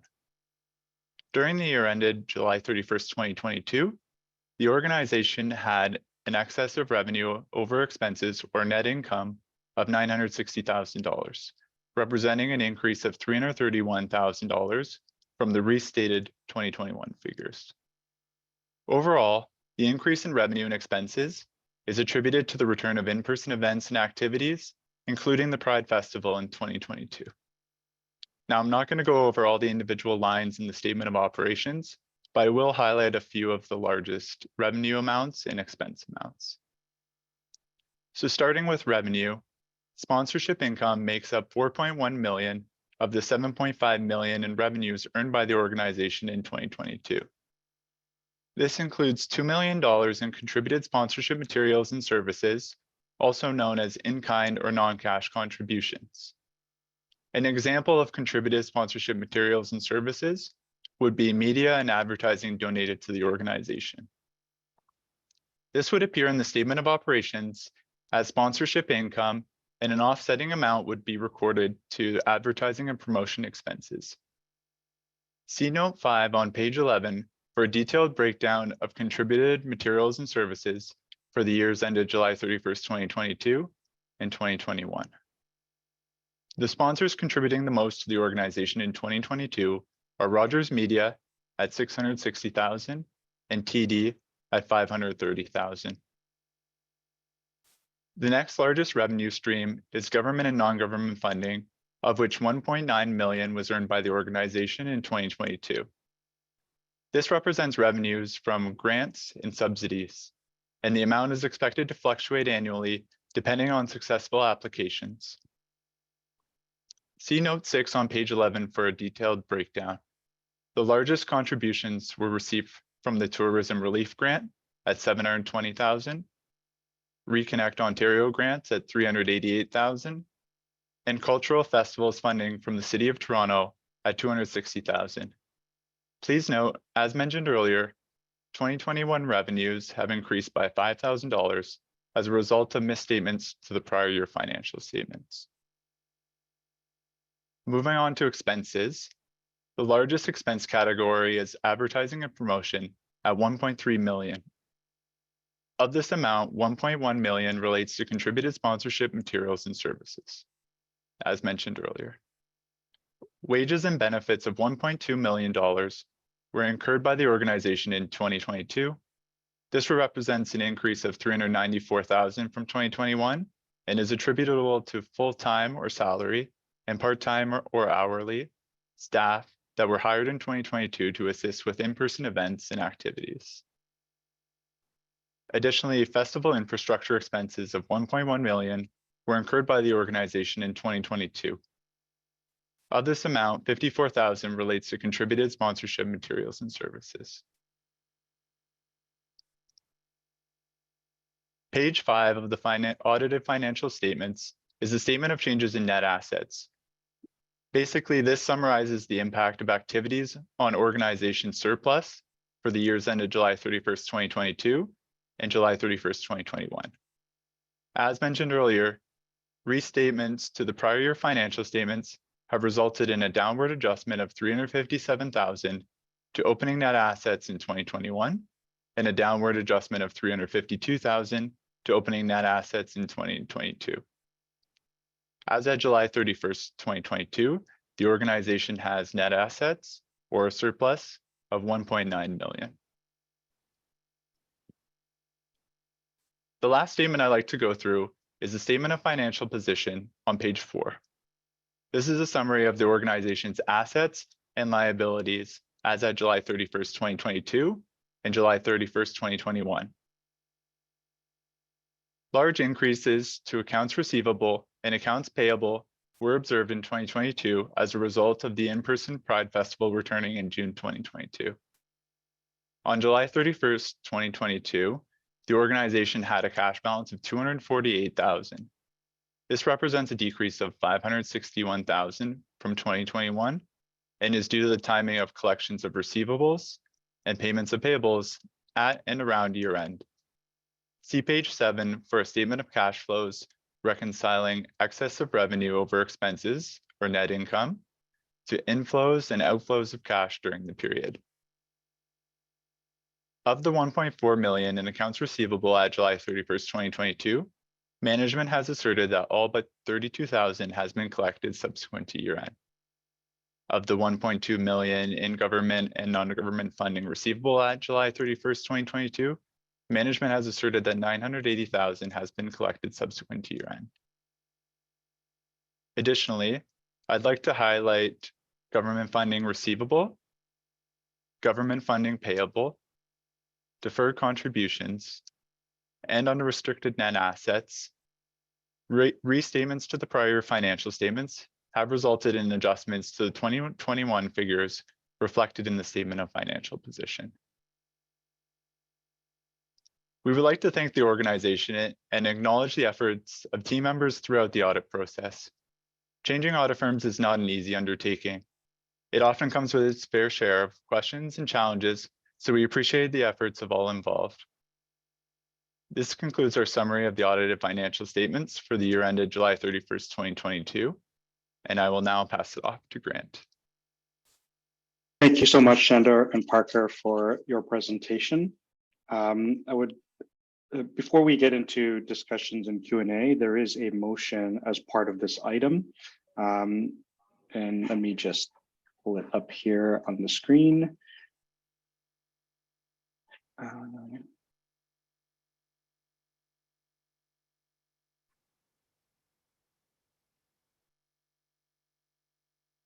The motion is to appoint Crowe Soberman LLP as Pride Toronto's auditor for the 2022-23 fiscal year, and I will ask for a mover and a seconder. Glenn Knight moves and Eric Hunter seconds. Thank you. I'll now pass the floor back to Leslie to deliver some opening remarks before we get into the Q&A about the audited financial statements and the motion to appoint the auditor. So Leslie, back to you.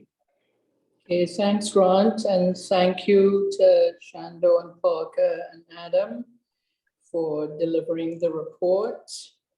With respect to the appointment of the auditor and generally those folks who we work with, our priority is to ensure that our partners align with Pride Toronto's mission, vision, and values.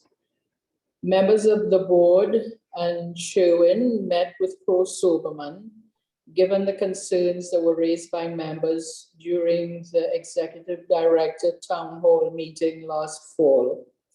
We discussed the work that the firm is undertaking to build in equity, diversity, and inclusion, including towards LGBTQI education, anti-racism, and anti-oppression into their work, which the Crowe Soberman reps here today can speak to. Ultimately, Pride will not conduct biographical reviews of every employee that works in a given organization or company with whom we work. And nor will we refuse to work with an organization or company just because we might deem the volunteer work of certain individuals problematic. And in particular, an individual or individuals who are not a member of the managing leadership of the firm, nor is directly working with Pride in conducting their audit work. We will now open the floor for a Q&A. And Grant, how much time do we have for this remaining portion of our agenda? Thank you, Leslie. There isn't exactly an allotted time, but we'll get through the questions from folks who have raised hands and who've expressed an interest to speak in the chat. So the list I have currently is Gary Kinsman, Tom Hooper, and Javier Davila. So we'll start off with Gary. Okay, one moment. I'm just promoting Gary to panelist so he can share his video as well. Hello? Am I here? Yes. Okay, great. Sorry, I thought we were calling Gary first and then yourself, Tom. My apologies. I just got here, so I didn't hear it. Oh, no problem. You're second after Gary. Can people hear me? Yes. Yes, we can. Okay, I just wanted to make sure because I was booted out of the meeting a little while ago and had to come back. And I wasn't quite sure why that happened.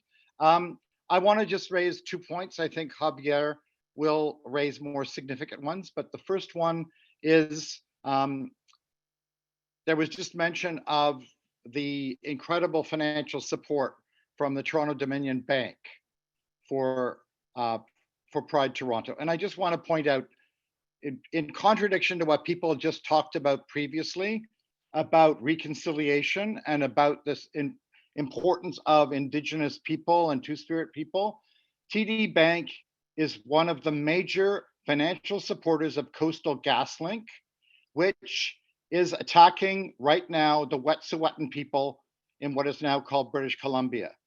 This is actually a direct violation of both Indigenous rights and Indigenous people, and is also about climate destruction. So the Toronto Dominion Bank is directly involved in all of those relationships. So this is not a question for the auditing firm, obviously. It's a question for Pride Toronto. When are you going to break this type of relationship with TD Bank? Many Indigenous organizations and activists have asked for people no longer to support the RBC, Toronto Dominion Bank, all of these banks that are involved in the systematic financing of the destruction of Indigenous people. That was the one point. The second one is, I just want to remind people, because Javier will give more evidence about this, but the auditing firm that we appointed at the last SGM, I think it was the last SGM, was one whose name was never given to members prior to the meeting. So none of us could actually investigate it. After the decision was made to hire them, a number of us did investigate it. And we found that it's not just about individual members of this auditing firm, but also what the auditing firm itself does in terms of fundraising activities that shows that this auditing firm has pretty consistent support for Israeli apartheid practices against Palestinian people, including participation by one individual in the Jewish National Fund, which is the organization that has systematically destroyed Palestinian villages and communities in Palestine and in the occupied territories.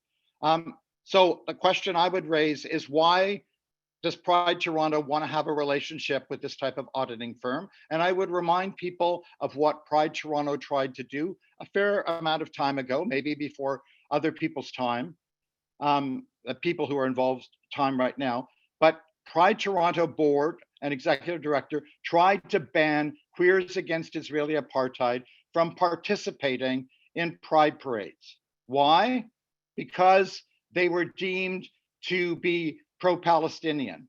And therefore, that was seen as being something that was inappropriate for Pride Toronto. I would actually want to strongly argue that we vote against renewing the relationship with this auditing firm. It's nothing about, I'm not making any comments about the actual auditing report for this year, but I am saying this is not a firm that any organization that supports an anti-colonial approach and supports the rights of oppressed people against oppression and militarism should be supporting. Thank you. I may answer the first question on TD. We know that there are, and I've heard of the deep concerns that remain about the Coastal GasLink project in British Columbia, that despite having the support of the 20 elected First Nation councils along the route, that the Wet'suwet'en hereditary chiefs remain opposed.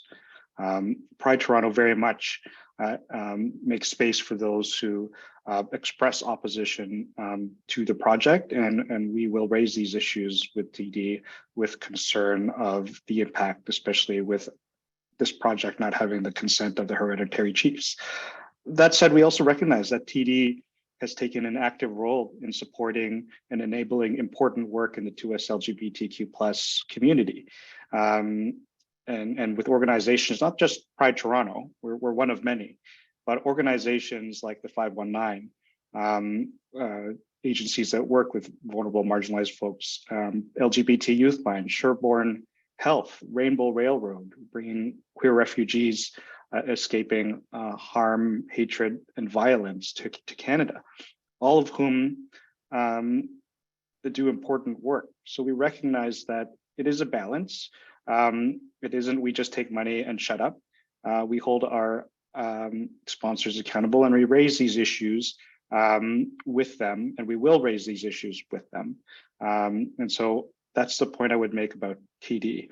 With respect to Crow-Silberman, we heard the concerns raised at the ED Town Hall last fall.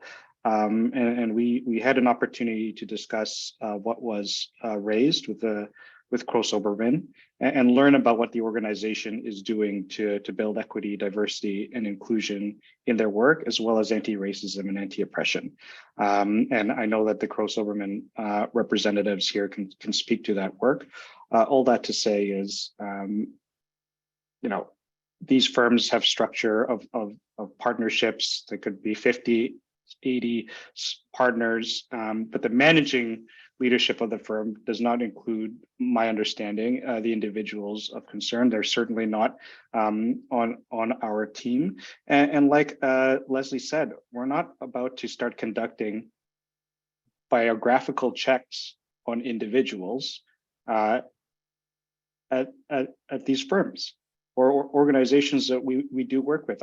There are hundreds of people, I think 200 people that work at Crow-Silberman. With many of our partners, there are hundreds of people who work there, and there isn't a unanimous view on certain issues. I'm sure that homophobia and transphobia, for example, may persist in some of these organizations, but one individual doesn't define what an organization is doing.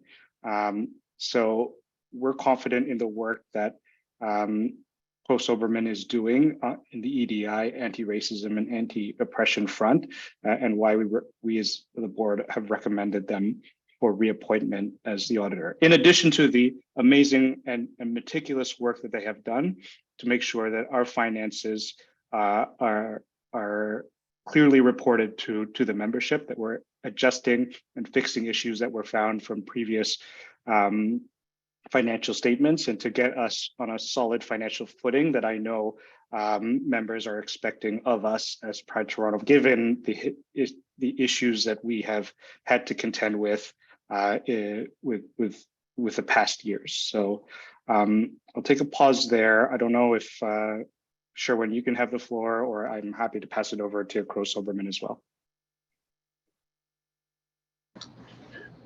No, Grant, I think you sort of covered the pieces around the TD.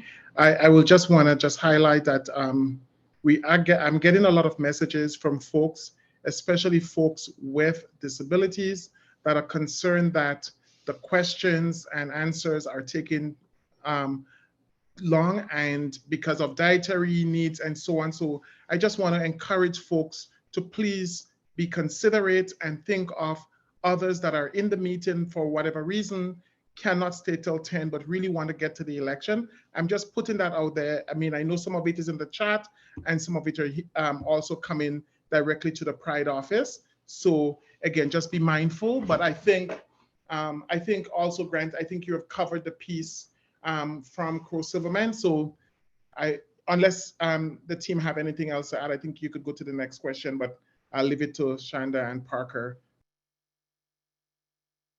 And I think Adam is here too. Is there anything you'd like to add, or would you? I think Adam, you're unmuted, so go ahead. So you're asking, is there a specific question that is being asked? It was a question raised from Gary around the concerns with respect to the Jewish National Fund.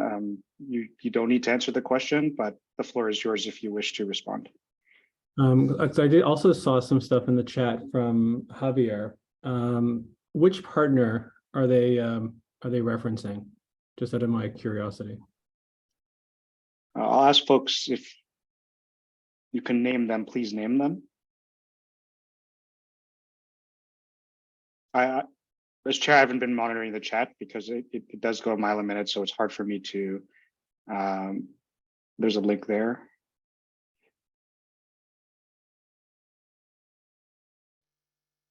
Can we ask them to put the names in the Q&A? Javier, if you don't mind, can you drop the names in the Q&A?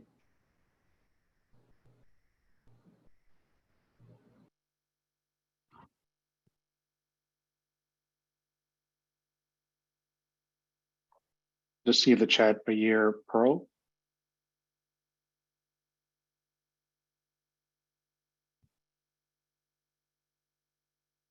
Okay, is Mayor the only one that they're concerned with?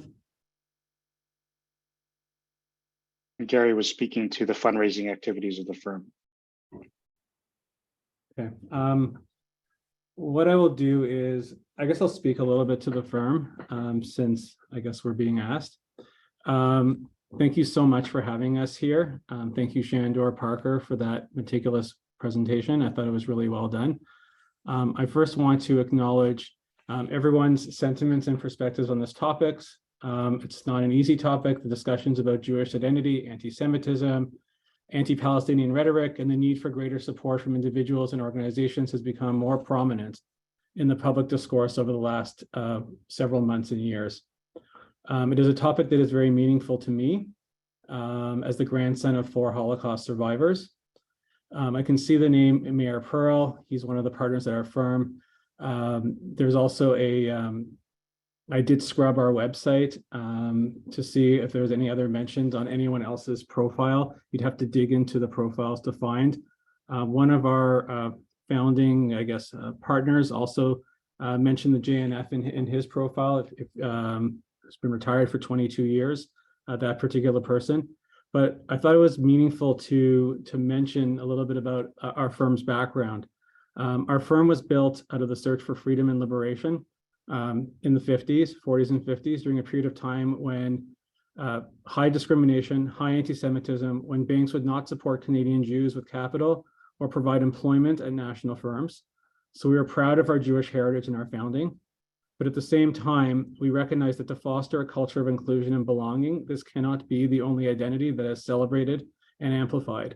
Discrimination or support of discriminatory practices and organizations is intolerable.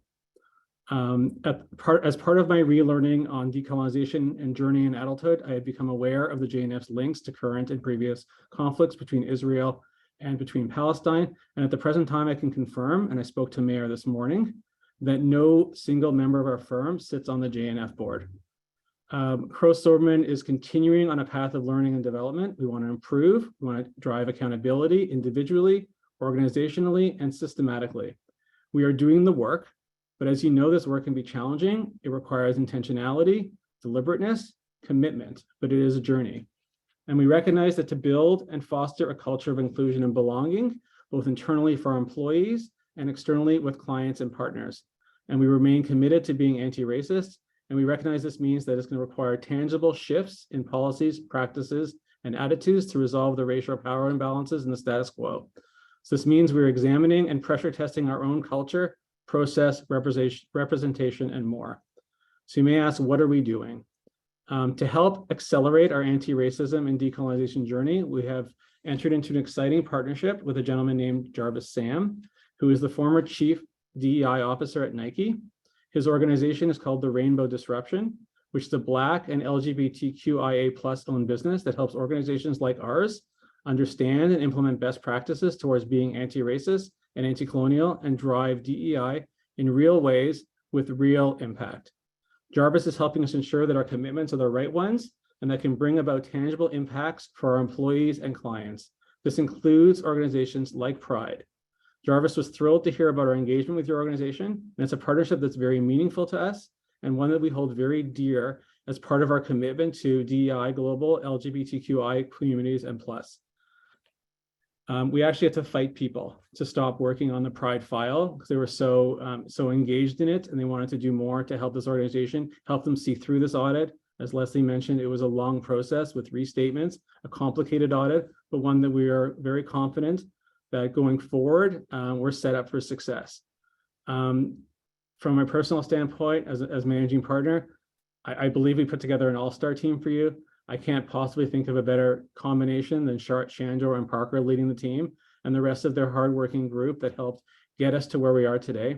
I put up this group of auditors and accountants against any other in the city and the country, which is why it was important for me to show up tonight and share with you all our unwavering commitment towards progress and excellence in this space. And we obviously hope to continue to be the auditors of Pride, and we look forward to next steps. Thank you, Adam. Pass it over now to Tom Cooper for the second question. Thank you, Grant. So we heard earlier that the board is aware of fraud and forgery in federal grants, and they've decided not to account for this, instead leaving it up to individuals to decide, whether to investigate. And so my question for the auditor is whether these lingering allegations are a future risk to Pride Toronto. What if one of these forged signatories changes their mind and decides to pursue this? Or what if the federal government, who is also defrauded, decides they want to investigate the stolen signatures provided to them? Especially after a federal election, I could see that happening. So do you think Pride Toronto should address this fraud and forgery directly and transparently so that it's not a potential future risk to Pride Toronto's finances? Thank you for your question, Tom. I'll answer that one. I mean, we did look at the 2022 financials, and as Adam alluded to, and I tried to allude to as well, we essentially also audited the 2021 financial information. I mean, we had a limited amount of time. We also want to be cost effective. To your point, when we do an audit, we are not vouching and verifying 100% of the numbers. We need to provide an opinion that the financial statement as a whole are reasonable and that we don't believe there is a material misstatement. But again, it doesn't mean that we are going to identify fraud if it's there. It doesn't mean that we will identify a material misstatement if it's there. Our processes and procedures for the audit are not designed strictly to focus on that. We identify what we think are the high risk areas. We focus more of our procedures on those areas. Grants and sponsorships were included in those areas. And we did some work on the opening balances to the extent that we could. Now, if we thought that the balances prior to August 1, 2020 had significant material issues, we would not have been able to simply include a scope limitation in our auditor's report. Having said that, there is always the possibility of a grant funder coming in and performing an audit over the grant monies that were provided. I think the issue is that there's been allegations for a year now of fraud and forgery. And the question, I'm not asking about the numbers, I'm asking about whether or not some future federal government could come accuse Pride Toronto of fraud and forgery, and that affecting the financial position of Pride Toronto. I do think that as auditors, it's not just about numbers. You also need to make sure that this organization is operating in a way that is not opening itself up to those allegations. So that's why I'm asking you, do you think these allegations that have been around for a year should be addressed before some future accusation or charge gets made?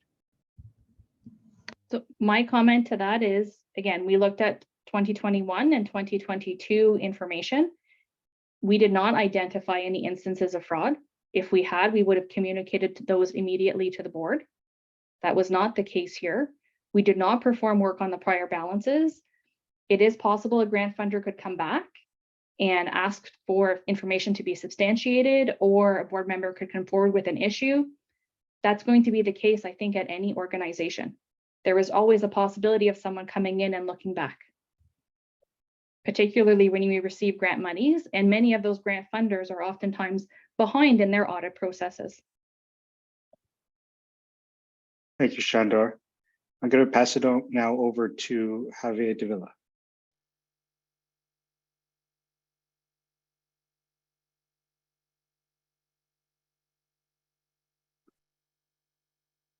Sorry, Javier, is his hand? There we go. Just need to promote him to panelist. Thank you for raising your hand.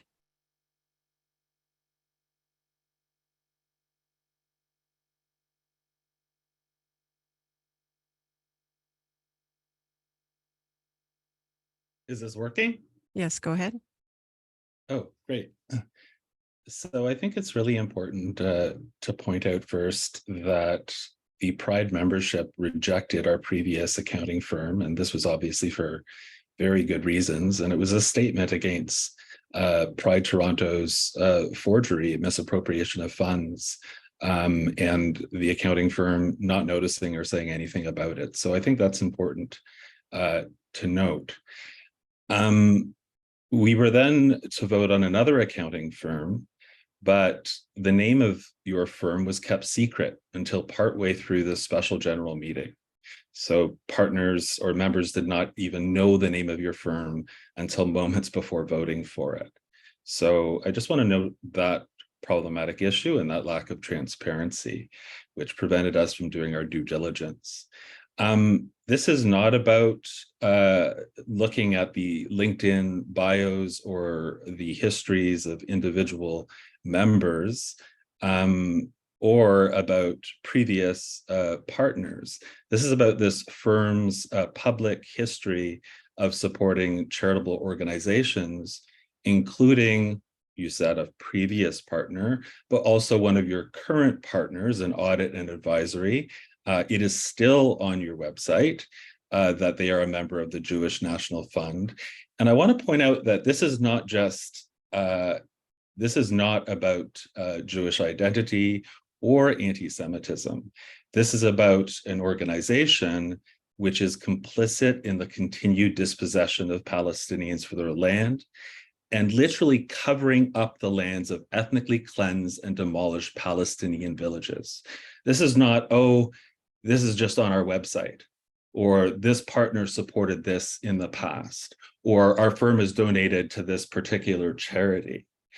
This organization, which should not have charitable status in Canada, and that has been challenged by many people, has actually been charged with practicing institutional discrimination against non-Jewish citizens of Israel by Israel's Attorney General, by the United Nations Committee on Economic, Social, and Cultural Rights. So it is not enough for Pride Toronto or for you to say to me that we've scrubbed our website or that this is about individual members. But the public stance that the public contributions that this firm has made, that this is even on their website, and that current partner, it still says on the website, has been a member, is an issue. This is about supporting Israeli apartheid and the ongoing colonization of Palestine. If this firm actually does commit to decolonialism, and you've identified hiring someone from Nike for diversity, equity, inclusion, and someone from Nike in diversity, equity, inclusion, until this firm and its partners publicly make a statement against its support for the Jewish National Fund and publicly make a support against Israeli apartheid and its connections to that, which are still on its website, despite what you have said and despite what a member of Pride Toronto has said, I cannot in good conscience vote to accept this auditing firm unless it makes a statement against that and ensures that it no longer contributes to that.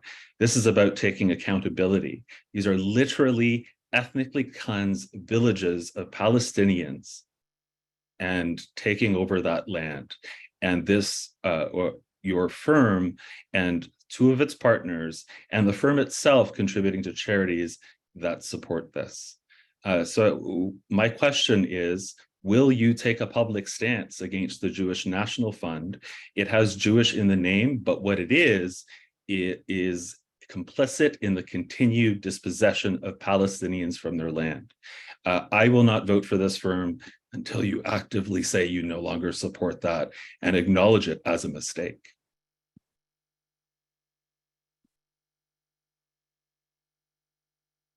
Thank you, Javier. I'd invite Adam, if you wish to speak on the item, or if you'd like me to move on to the next question, let me know. I'm sorry, can I just say something? Sorry, Adam. I just want to remind you and everyone in this meeting that we are having a discussion. Like Javier said, like he speaks for himself. And anyone else who has an opinion is obviously welcome to come to this Q&A and bring it forward. But I just want you to, like, again, you know, we appreciate you being here. So I don't want you to take this in as like a personal attack or anything like that for any of you. So I just want to be very clear about that, that we do, again, appreciate the time spent. We do appreciate the audit, and we understand conversation, and we appreciate that you're coming to the table to have that discussion. So I just want to make that very clear before we kind of get very, very difficult things. We are allowed to say that, and we are allowed to, you know, like self-care, okay? And that goes for people in this meeting as well, not just the auditors. That goes for everyone that is here. So thank you. Thank you, Yuri. I'll pass the floor now over to Adam if he wishes to speak. I'll say on the topic is obviously we're a public accounting firm, as was mentioned in the past. We have 265 people, 38 partners. In terms of our support and our commitment, we are a diverse firm. We support the causes that matter to our employees, to our staff, to our partners, whether they be clients or whether they be others. I can tell you this past November, for the month of giving, the firm itself allocated $100 to every single member of the firm. The firm made and they can make donations to the charity of their choice. We did not audit or vet or anything. The only requirement was that it was a registered Canadian charity. I can tell you that we donated to over 100 different charities as part of that, as part of celebrating the diversity of our people and our firm. And those charities include many religious charities. They included Jewish charities. They included Islamic charities. They included health charities and it all. And we'll commit to celebrating the diversity of our firm. And that's all really I can say about that.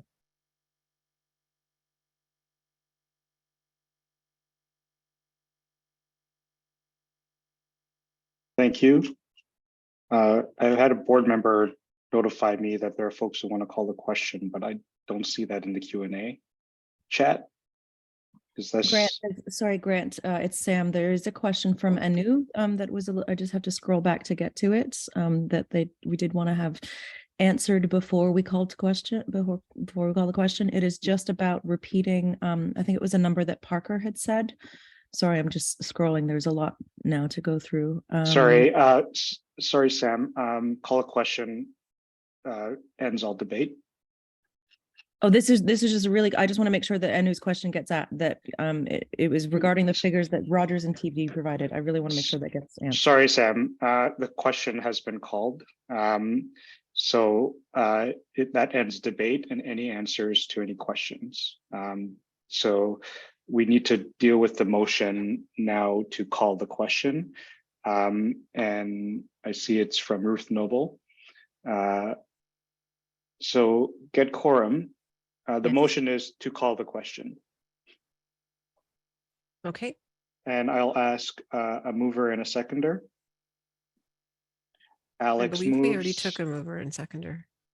I don't think so, no. Mover Alexander Dow, seconder Jason Amel. Discussion on the motion. Okay, and I'll go ahead and start Seeing the none. vote. Yeah, thank you. So the vote is now live to appoint. No, sorry, the motion is to call the question. Oh, sorry.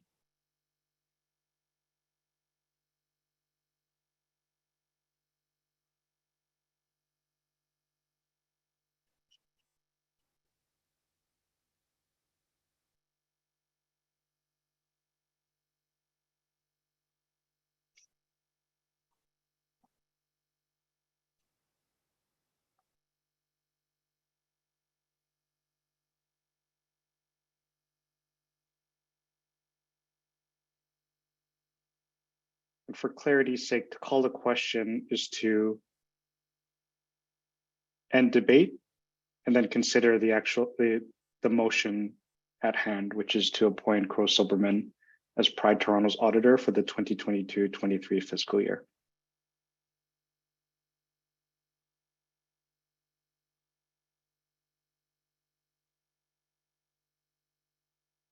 And just while that's happening, Parker, I'm just trying to get your attention in the chat just to get an answer to Anu about the Rogers and TD revenue. Just trying to take care of that separately. Sam, sorry, questions cannot be answered when this motion is being undertaken. Okay, so thank you for your patience. I have now started the live vote for the approval of the motion to call the question. Please go ahead and cast your vote. We have 1 minute on the clock. If you have lost that link for the meeting portal, a new email has been sent to you. You can click on it and click on vote in my meeting portal.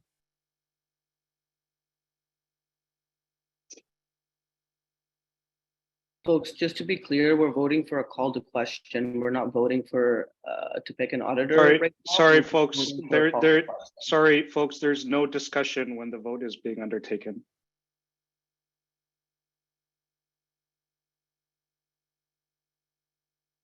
So there are 15 seconds left for that vote.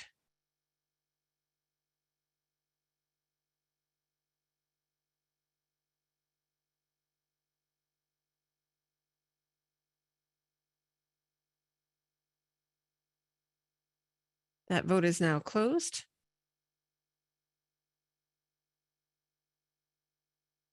And I'll share my screen. For the question, do you approve the motion to call the question? There was 62 in favor, 12 against, and 6 abstain. Thank you. The question has been called. So Amanda, you can now load up the vote to appoint Crow Silberman. Thank you. My apologies for getting No that no out of problem. order. No problem at all. Okay. Okay, so now the vote for the appointment of Crow Silberman as Pride Toronto's auditor for the 2022-2023 fiscal year has gone live. Please go ahead and cast your vote.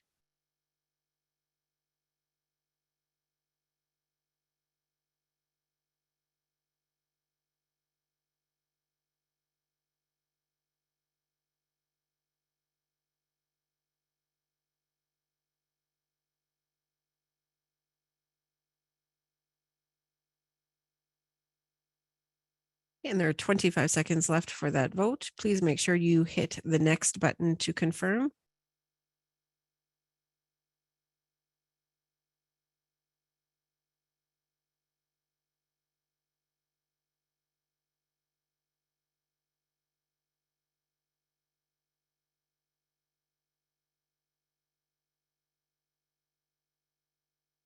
Thank you, everyone. That vote is now closed. And I will share my screen.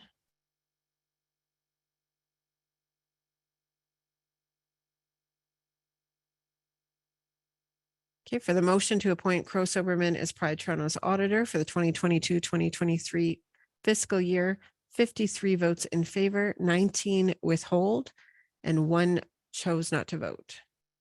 Thank you. Motion adopted. Crow Silberman is reappointed for the 2022-23 fiscal year. And thank you, Adam, Shandar, and Parker for your time and the audit. Thank you. Have a good night. Thank you. We'll move on now to, we're going to move on now to the election portion. And I'm just going to share my screen again. Nope, that's not sharing screen.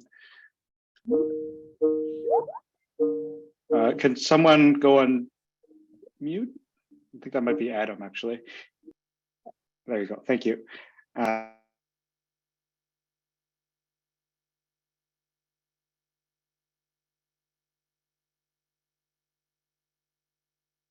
Grant, you muted yourself. Thank you. Thank you. So just a quick overview of the recruitment process. There was an open call for applications in the fall.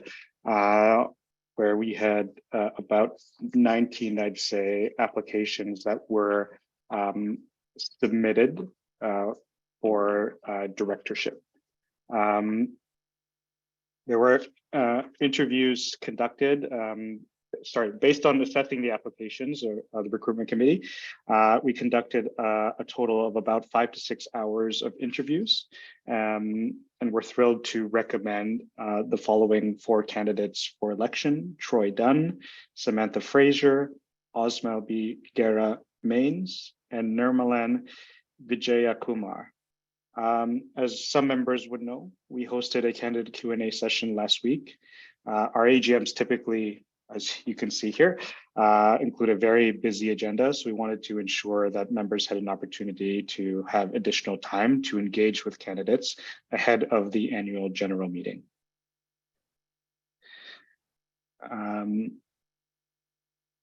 No, I guess I addressed most of that too. I did want to say though, so currently there are 4 directors up for 4 vacant positions. Those applicants who are not nominated by the board were able to seek to be added to the ballot if they received written support from 10 members and submitted that 48 hours in advance of the election, and no candidate has submitted such a request. Just going back in terms of candidate assessment, the committee assessed questionnaire responses to ensure candidates aligned with the mission, vision, and values of Pride. Those responses were made available to members as part of the formal notice. We assessed the resumes to ensure a balance of skill sets on the board, which include a balance of nonprofit governance experience, lived experience, in addition to professional and subject matter expertise. And we always want to ensure the board, as best as possible, reflects the diversity of the 2S LGBTQI+ communities in Toronto. The interview themes focused on candidate priorities for their board work and term on the board, their approach to managing conflicts and disagreements, understanding of and how to respond to conflicts of interest, ability to commit the time to undertake board work and activities, as this is a very active and hardworking board, and supporting the board in their role in ideas in supporting board work in managing key issues, such as the management of government grants and reviewing grant applications and so on. So in terms of the voting method, there are, as I said, the same number of candidates as vacant positions, 4, which is the board's recommended slate. So the vote will proceed in 1 or 2 steps. First, members will be asked to vote on a motion to, sorry? Were we supposed to have a break right now? Yes, my apologies. Thank you for calling that out. Yeah, sorry about that. Thank you.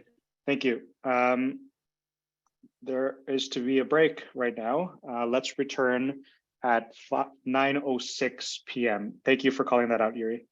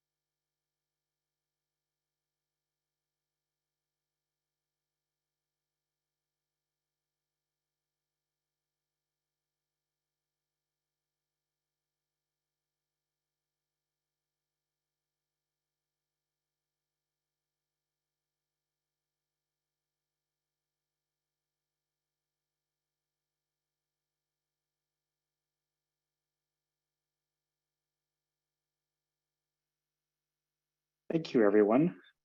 As folks return, let me share my screen again. My apologies for skipping over the break. It was inadvertent. I know there are time pressures, and I do want folks to be able to get out as early as possible. Just noting the conversation about accessibility here, and I do appreciate your patience in continuing your participation. In terms of the overview for voting, as I said, 4 candidates for vacant positions. First step is for members to vote on a motion to approve the board's recommended slate for election as a whole. And if that motion fails, the vote will proceed to a yes, withhold, abstain vote for each candidate individually. So I'm going to ask the candidates to provide 1 to 3 minutes of remarks, and then we'll open up the floor to some questions, and then proceed following that to the vote. But before we do that, I do need a mover and seconder for the following motion to approve the board of directors recommended slate for election. And I see Glenn. Thank you, Glenn, always so active. And Gina Michael. So Glenn moves and Gina Michael seconds. Thank you so much. And then I will turn it back. I'll stop sharing and I'll turn it, we'll go in alphabetical order, starting with Troy. Hey, hello, everyone. For those of you that I've not met, my name is Troy Dunn. I have been with Apple for 18 years. I currently also sit on the board of Retail Council of Canada and also Canadian Council of Aboriginal Business. I'm Indigenous. I am a gay father of 4 beautiful kids. My oldest daughter is 20, my other daughter is 13, and my boys are 12 and 8. And that's a little bit about me. I'm looking forward to spending more time with you in your questions, so I will pass it on to the next candidate. Thank you. Samantha, floor is yours. Thanks, Grant.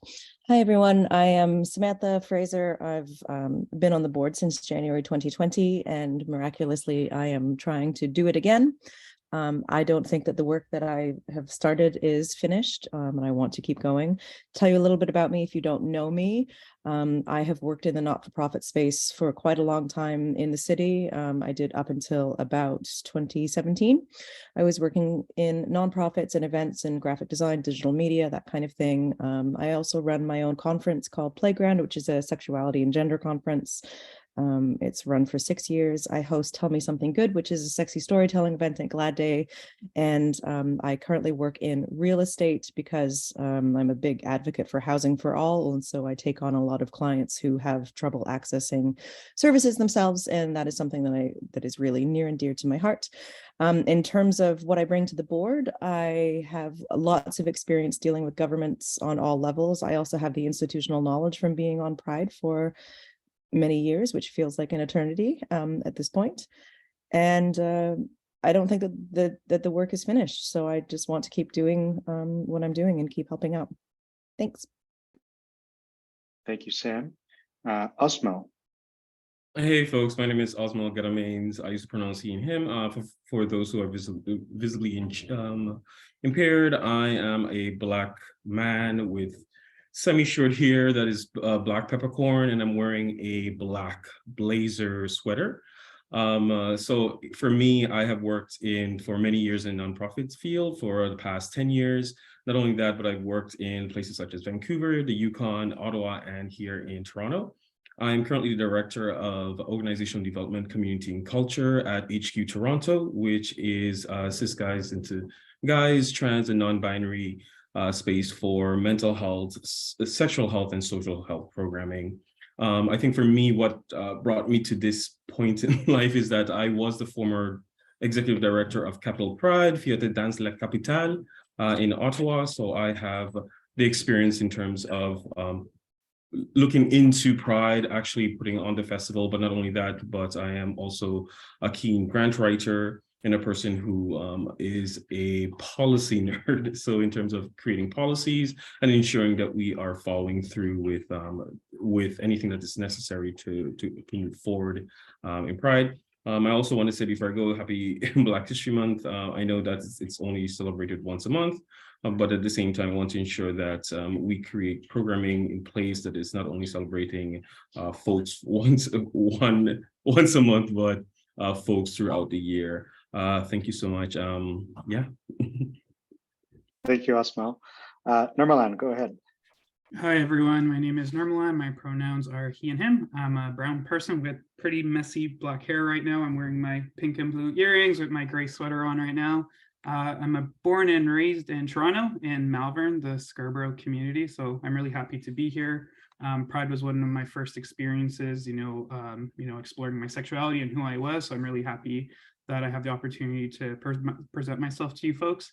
Who I am, I work in municipal government. I am a project manager. I volunteered with different organizations from TTC Riders to right now I'm supporting ACT Toronto, the AIDS Committee of Toronto, and some other organizations.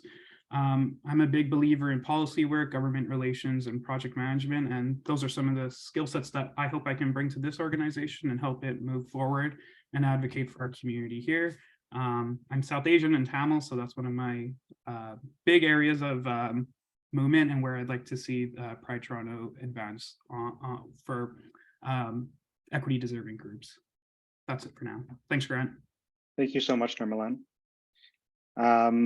I will open up the floor now to questions, hands raised or written. So I'm just going to look at the chat here and see if anyone has hand raised. There are no questions in the Q&A box and no raised hands. Gary, I saw your hand go up and down, so I'm not sure if you have a question. Grant, there is a question from Lucy in the box. It was in there earlier as well. Sorry, not in the box, in the chat. Oh, okay. So folks, if you can, if possible, enter your question in the Q&A box. I'm not keeping track of the chat just because it's very active and I can't, as soon as I see something, it disappears on me. Gary, did you have a question before? Yeah, okay. I'll pass it over to Gary.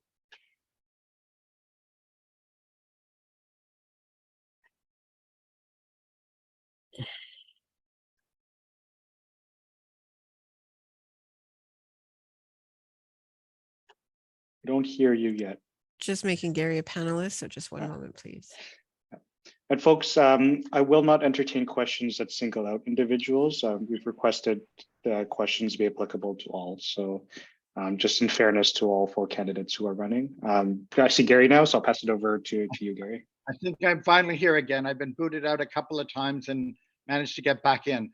My comments are not going to be about the specific 4 candidates here. It's actually more about the process involved. I actually put my hand up again, as at the question and answer meeting last week or whenever it was, to actually raise about a question about the criteria.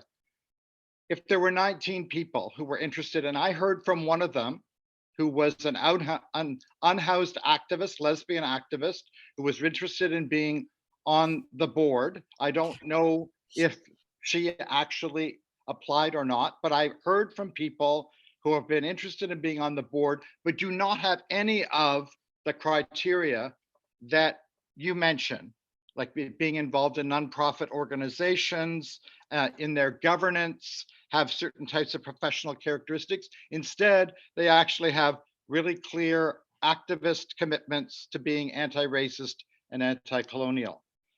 So my question is, why are many of the candidates who are selected, why are they people who actually have, involvement in real estate, involvement in nonprofit organizations, but not actually involvement in community activists? And I may get your name wrong here, Nirmalan, but I think you're actually the exception I see here. You were involved in TTC Riders and many other organizations that have a clear anti-racist, anti-colonial perspective. So I'm asking, what are the criteria that get used to exclude the other 19 people and only include these 4? That's my question. So it sounds like a question for the board and not of the candidates. Leslie, could you take over chair so I can answer this question? Yes. Thank you. Leslie's assumed the chair. Thank you, Gary. I mean, the board is tasked with setting the recruitment process. As you know, we set out the criteria for what we're looking for in terms of board directors. I can tell you this is a lot of work. You know, we've brought in folks from a wide range of different experiences, lived, professional, and the folks that are being put forward here very much bring skills and talents that we need on the board to continue the important work that we're doing. And that's the overall criteria that informs the recruitment committee's decision-making with respect to recruitment. And then, as I reported earlier, it's a diversity of experiences, including but not exclusively nonprofit experience, you know, background in managing teams in a leadership role, activism, as you mentioned, one candidate, and then I would like to extend the opportunity for other candidates to speak to their experience in grassroots community work as well. So this is some of the criteria we have used. We have made the recommendation to the membership. We've this is our second year now where we've had a Q&A session for members to engage with the candidates, so you have a better idea of who they are and what they are bringing here. And as per our bylaws, and this hasn't changed from prior to when we amended the bylaws last year, any candidate who is not recommended by the board may seek to be added to the ballot if they receive the signatures of 10 members, written support from 10 members to be added to the ballot. I say request, it's not a request. Once we receive that, you are added to the ballot. So that opportunity remains to members as well. I'm gonna, because there was a question around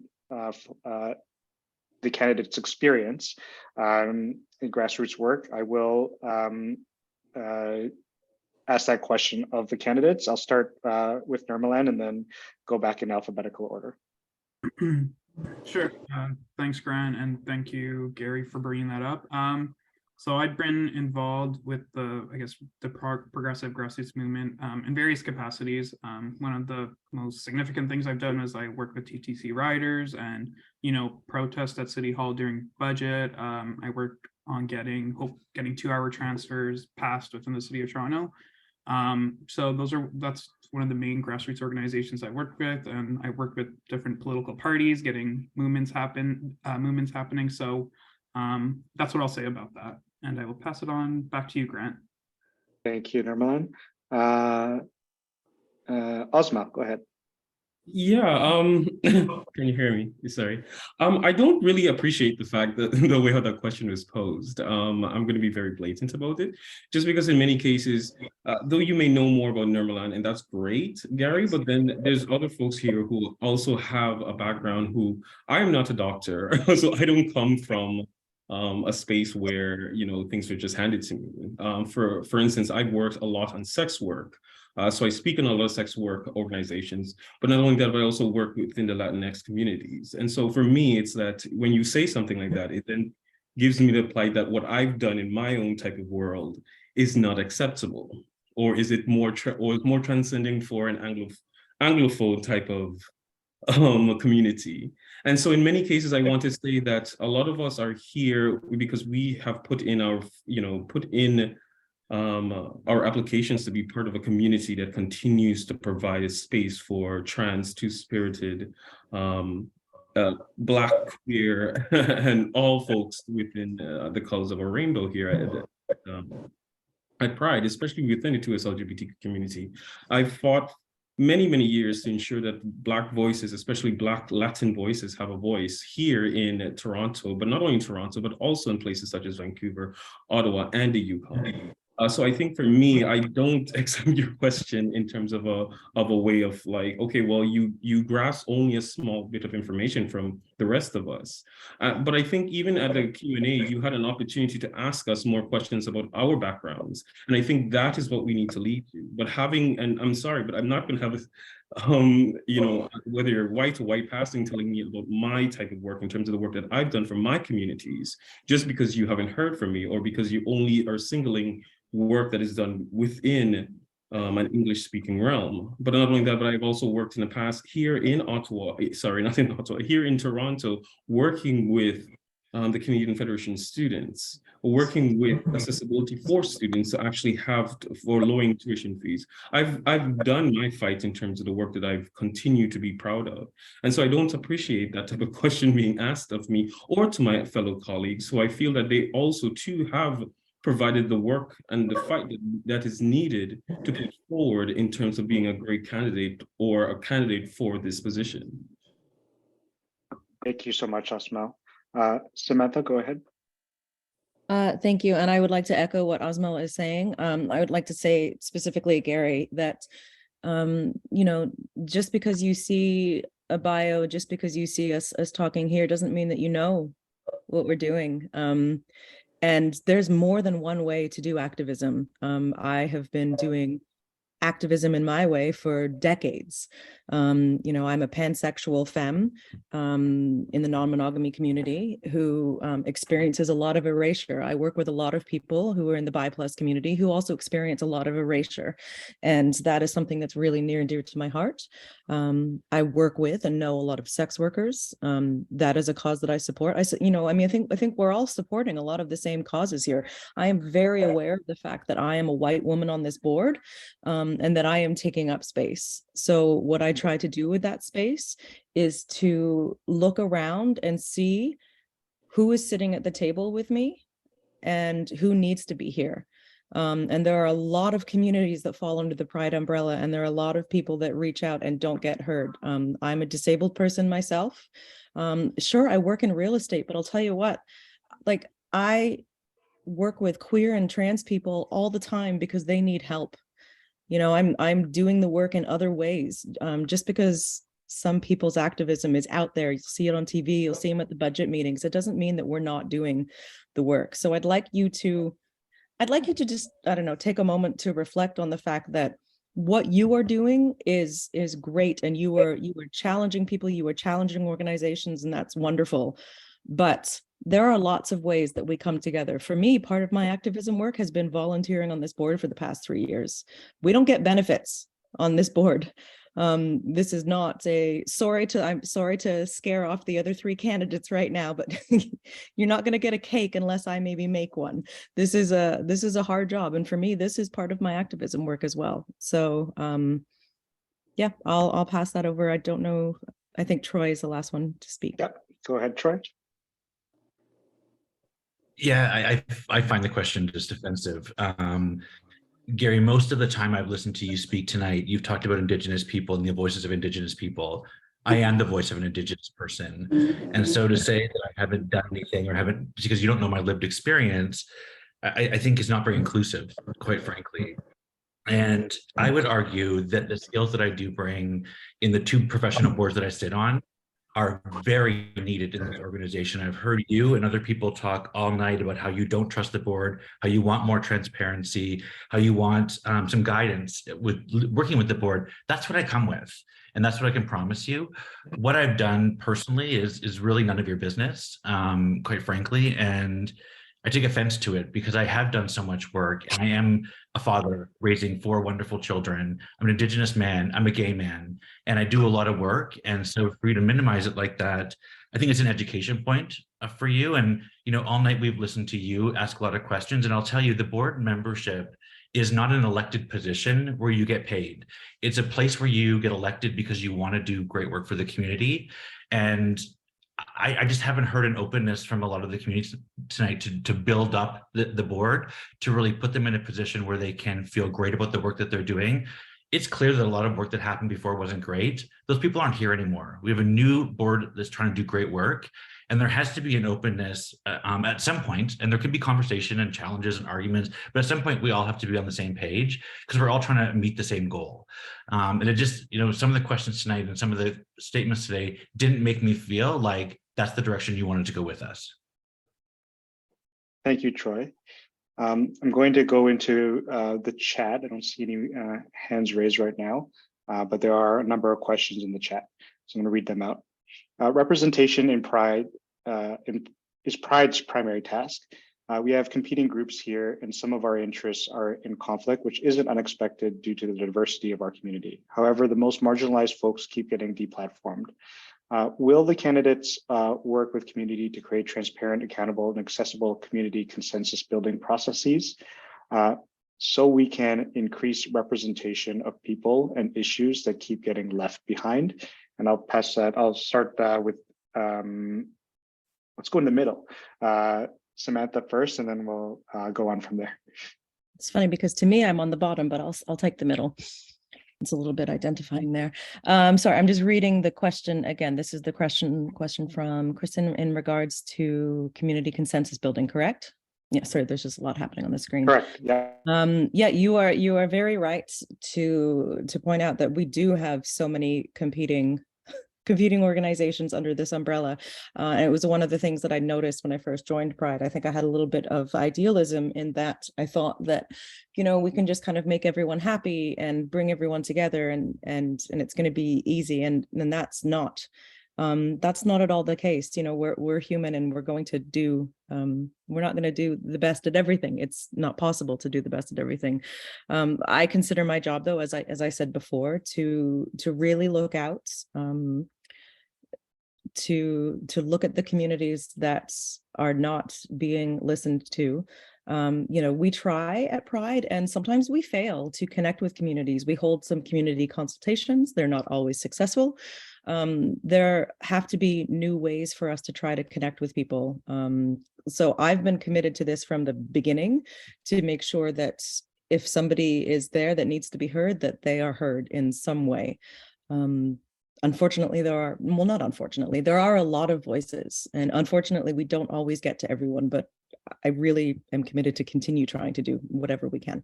Thank you for the question. Thank you. I can go next, Grant. Sure, go ahead. Okay.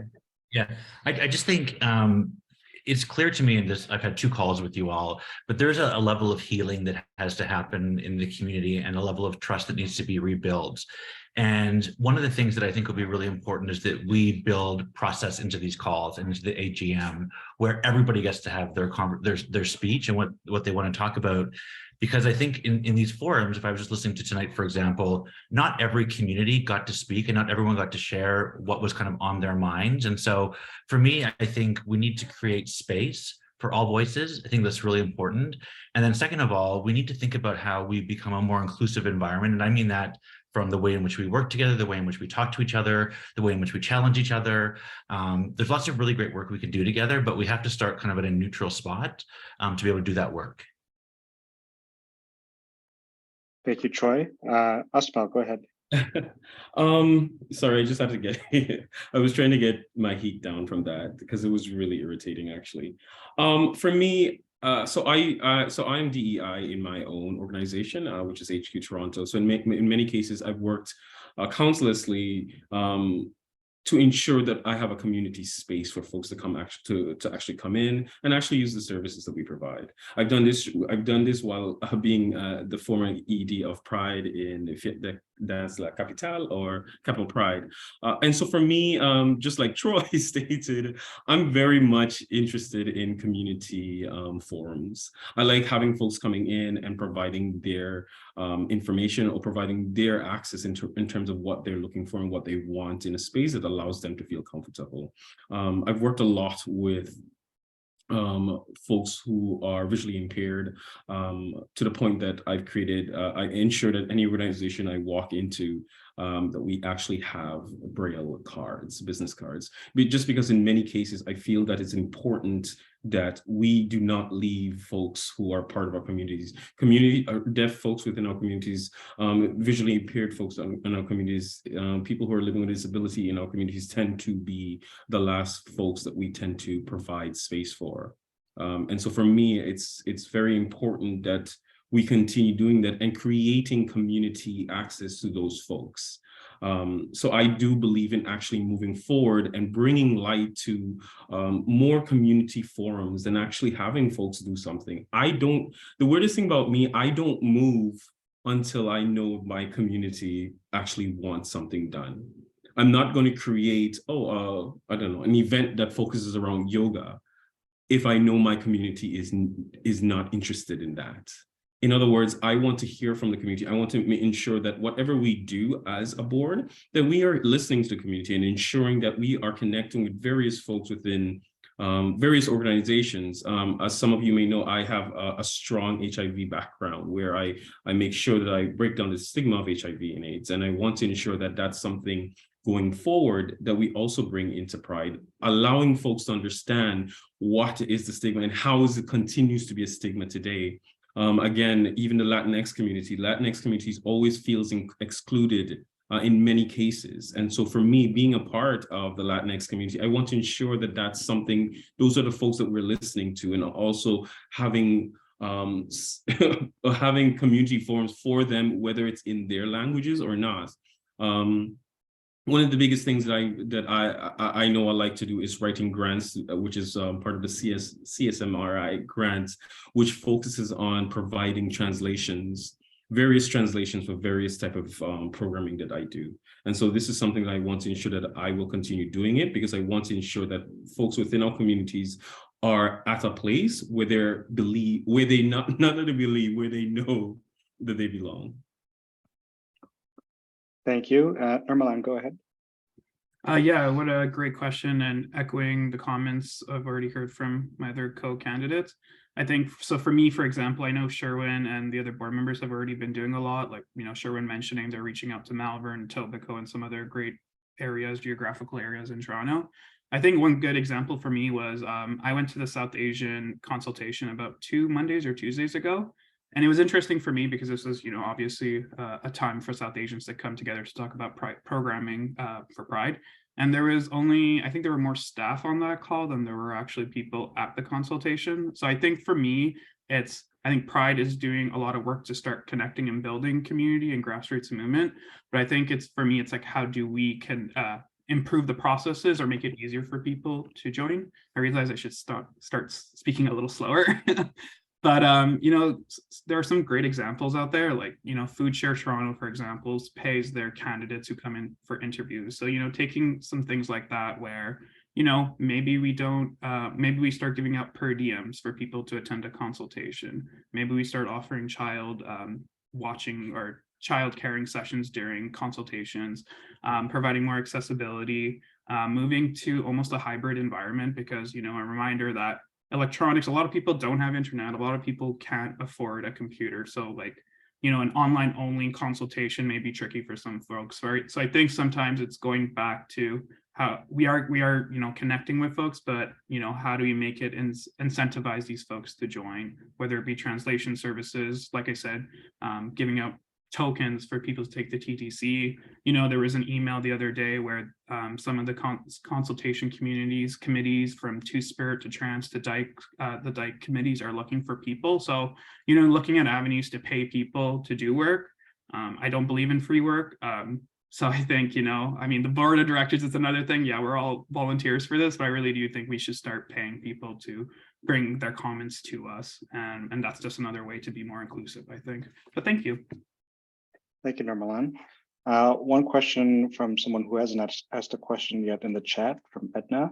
What commitments are you making to work with Black 2S LGBTQ+ grassroots organizations who are often left behind by others? And could I start with Troy, and we'll go in alphabetical order? Yeah. So what efforts? I think I would to begin, obviously, I would want to understand what the board is already doing. The board has great relationships. Pride has great relationships. I don't personally have relationships in that space. And so I would rely on other relationships that are already built for us to go further in. It's a place of very, very high importance for both our community, but also just kind of Canada today. And so again, I don't have specific relationships there, but it would definitely be a place that I would love to get deeper involved in. Thank you, Troy. Samantha? I would speak to the fact that there's actually a lot of work that's being done by Pride Toronto already in these areas. And, I don't think that there's anything that I can bring from a personal perspective to it. I have seen Sherwin connect with some groups that I think he's just doing tremendous work, and I want to keep doing that work. So I can't say that there's anything that I'm personally doing besides just supporting what the board and the ED and staff are already doing, which I think is wonderful. Thank you, Sam. Asma?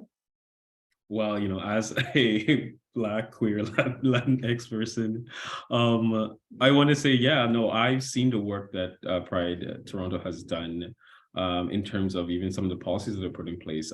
Again, I met another reasoning why I want to be part of this is because I've seen the explosive conversations that Sherwin has. And when I mean explosive, I mean so fulfilling, it's so fulfilling, it's so filled with so much power behind it that it provides me a space to say, well, you know what, like as before, I think before Sharon was there, I was the only Black male ED at the time. And so when seeing him coming in and taking this space over and showing that he's here to make space, and he has continuously made space in the communities that I've also been around, those Black grassroots communities. And so I want to say, yeah, I want to continue and hopefully partner up with Sharon to continue that work. So yeah.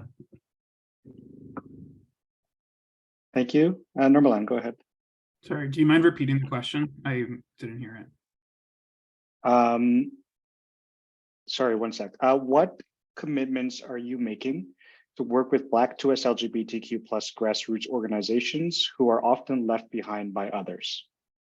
Right. Yeah, no, echoing what others have already said, but I think, our Black communities, our Black trans communities, connecting with those groups is really important. Within the 2S LGBTQ plus community, there's, more marginalized groups within that. So from Black folks to trans folks to Two-Spirit folks, I believe we can do a lot more. And I know the board and Sherwin and the other staff members are trying to do that. So I hope to contribute to that and connecting more with these groups. Perfect, thank you. So we're just gonna go back to the Q&A here. Sorry, one second, everything is moving around here. A member has asked to call the question.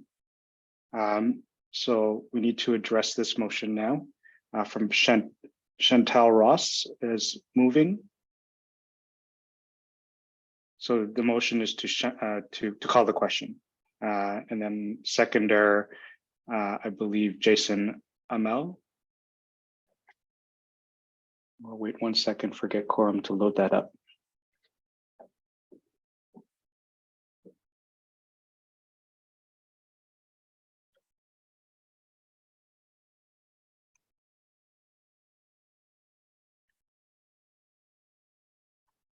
Okay, I've got that ready. Do you want me to start that vote? Yes, please. Okay. So I'm going to put 1 minute on the clock, and an email is going to be sent to you. So please go ahead and cast your vote for the approval to call the question for election.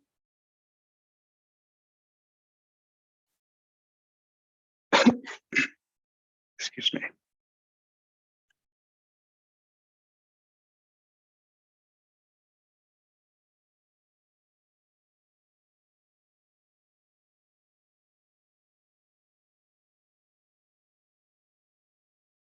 And there are just 30 seconds left.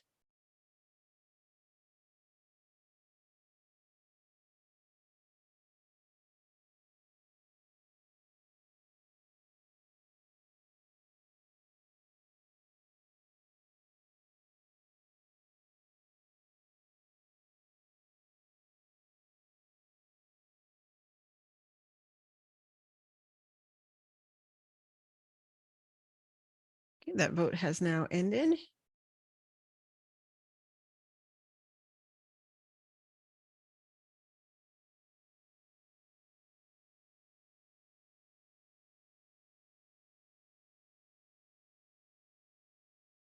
And for the approval of the motion to call the question for election, there was 67 in favor, 6 against, and 4 abstain. Thank you. Motion approved. The question is called. I'm going to ask Amanda, can you load up the motion to approve the Board of Directors recommended slate for election as Pride Toronto Board Directors? Did we do a mover and seconder already? No, we did not. Thank you. Okay.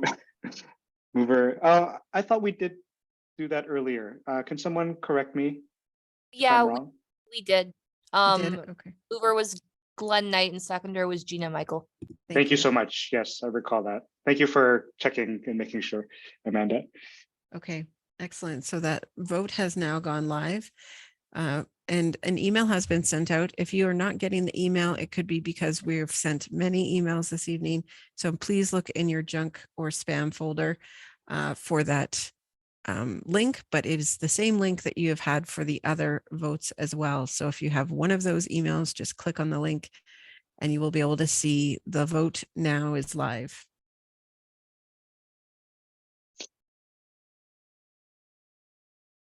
And I accidentally put 2 minutes on the clock, but I think 1 minute has been enough. So once we get to 1 minute, I will end the vote, if that's okay, Grant. Yeah, I think that's okay. Thank you. As long as the numbers are similar in terms of total vote.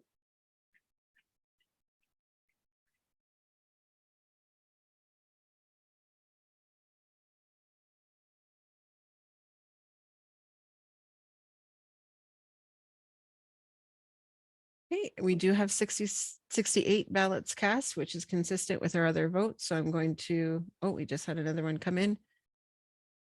And another. I'll give it another 10, 15 seconds if there's any other votes. And please hit the next button to go ahead and confirm your vote. Okay, great. Votes have stopped. So I'm going to end the vote now.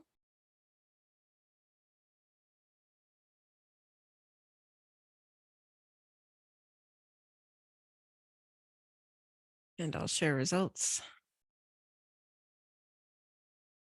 So for the motion to approve the Board of Directors recommended slate for election as Pride Toronto Board of Directors, 67 votes in favor, 14 withhold, and 1 chose not to vote.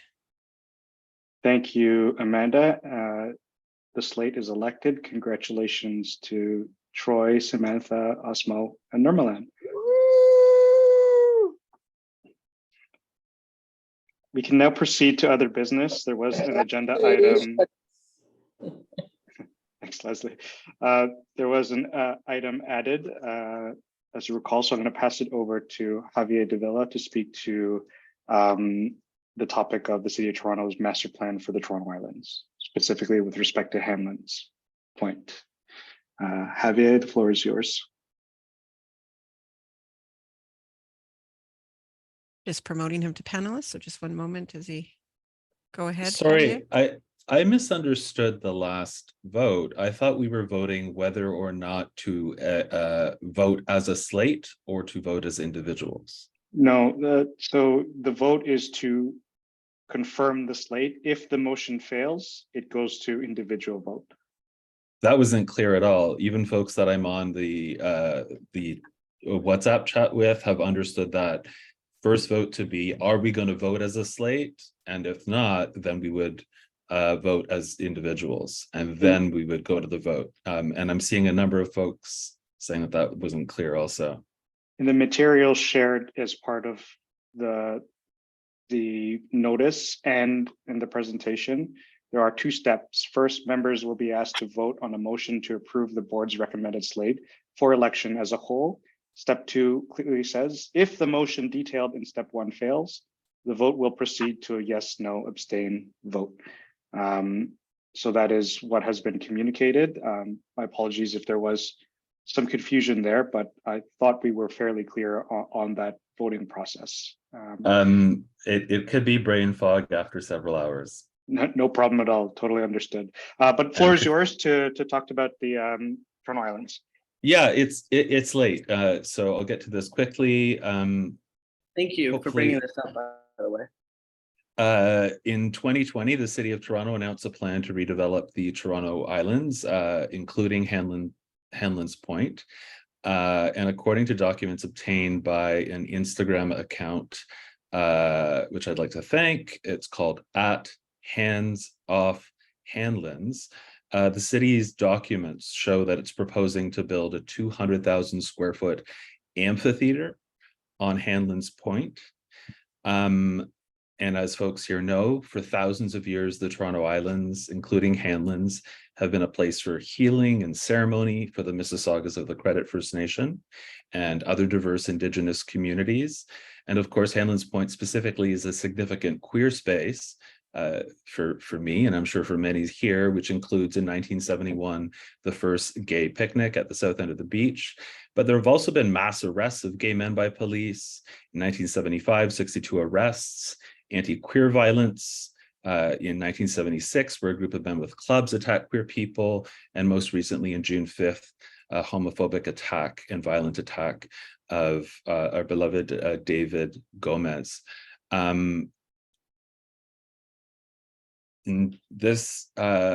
The documents obtained show that the City of Toronto is held closed door meetings with big music festival promoters, including Live Nation, which is an operator of Budweiser Stage, specifically on how to extract private profit from Hanlan's Point. This is a problem. The city is finalizing this in 2023. So that's the summer of this year. And so I just want folks to know that this is happening, to check out that Instagram account, @HandsOffHanlands, and to know that a meeting is being held on Monday, February 23rd, or Monday, February 27th. Sorry, when's the 2 Mondays from now? I'm trying to do this quickly. Monday, February 27th at 5:30. At the 519. So folks can show up there to protest what will bring a lot of drunk straight people and police to the island, where it should be a queer space that centers also Indigenous voices. Thank you. Thank you, Javier. And if I could request that you email board@pridetoronto.com with that information, that would be very helpful as well. So look forward to receiving that. Thank you for that. The last item on our agenda is to adjourn the 2022 annual general meeting. I'll pass that back over to Amanda to load up the motion. And do we just need a mover or a seconder? Yes, of course we do. Can I get a mover and a seconder? Yes, thank you. I see Robert Chevalier and Eric Hunter. Robert moves, Eric seconds. Thank you so much. Thank you. I'm just going to put 1 minute on the clock, and that vote is now live for the approval of the adjournment of the 2022 annual general meeting.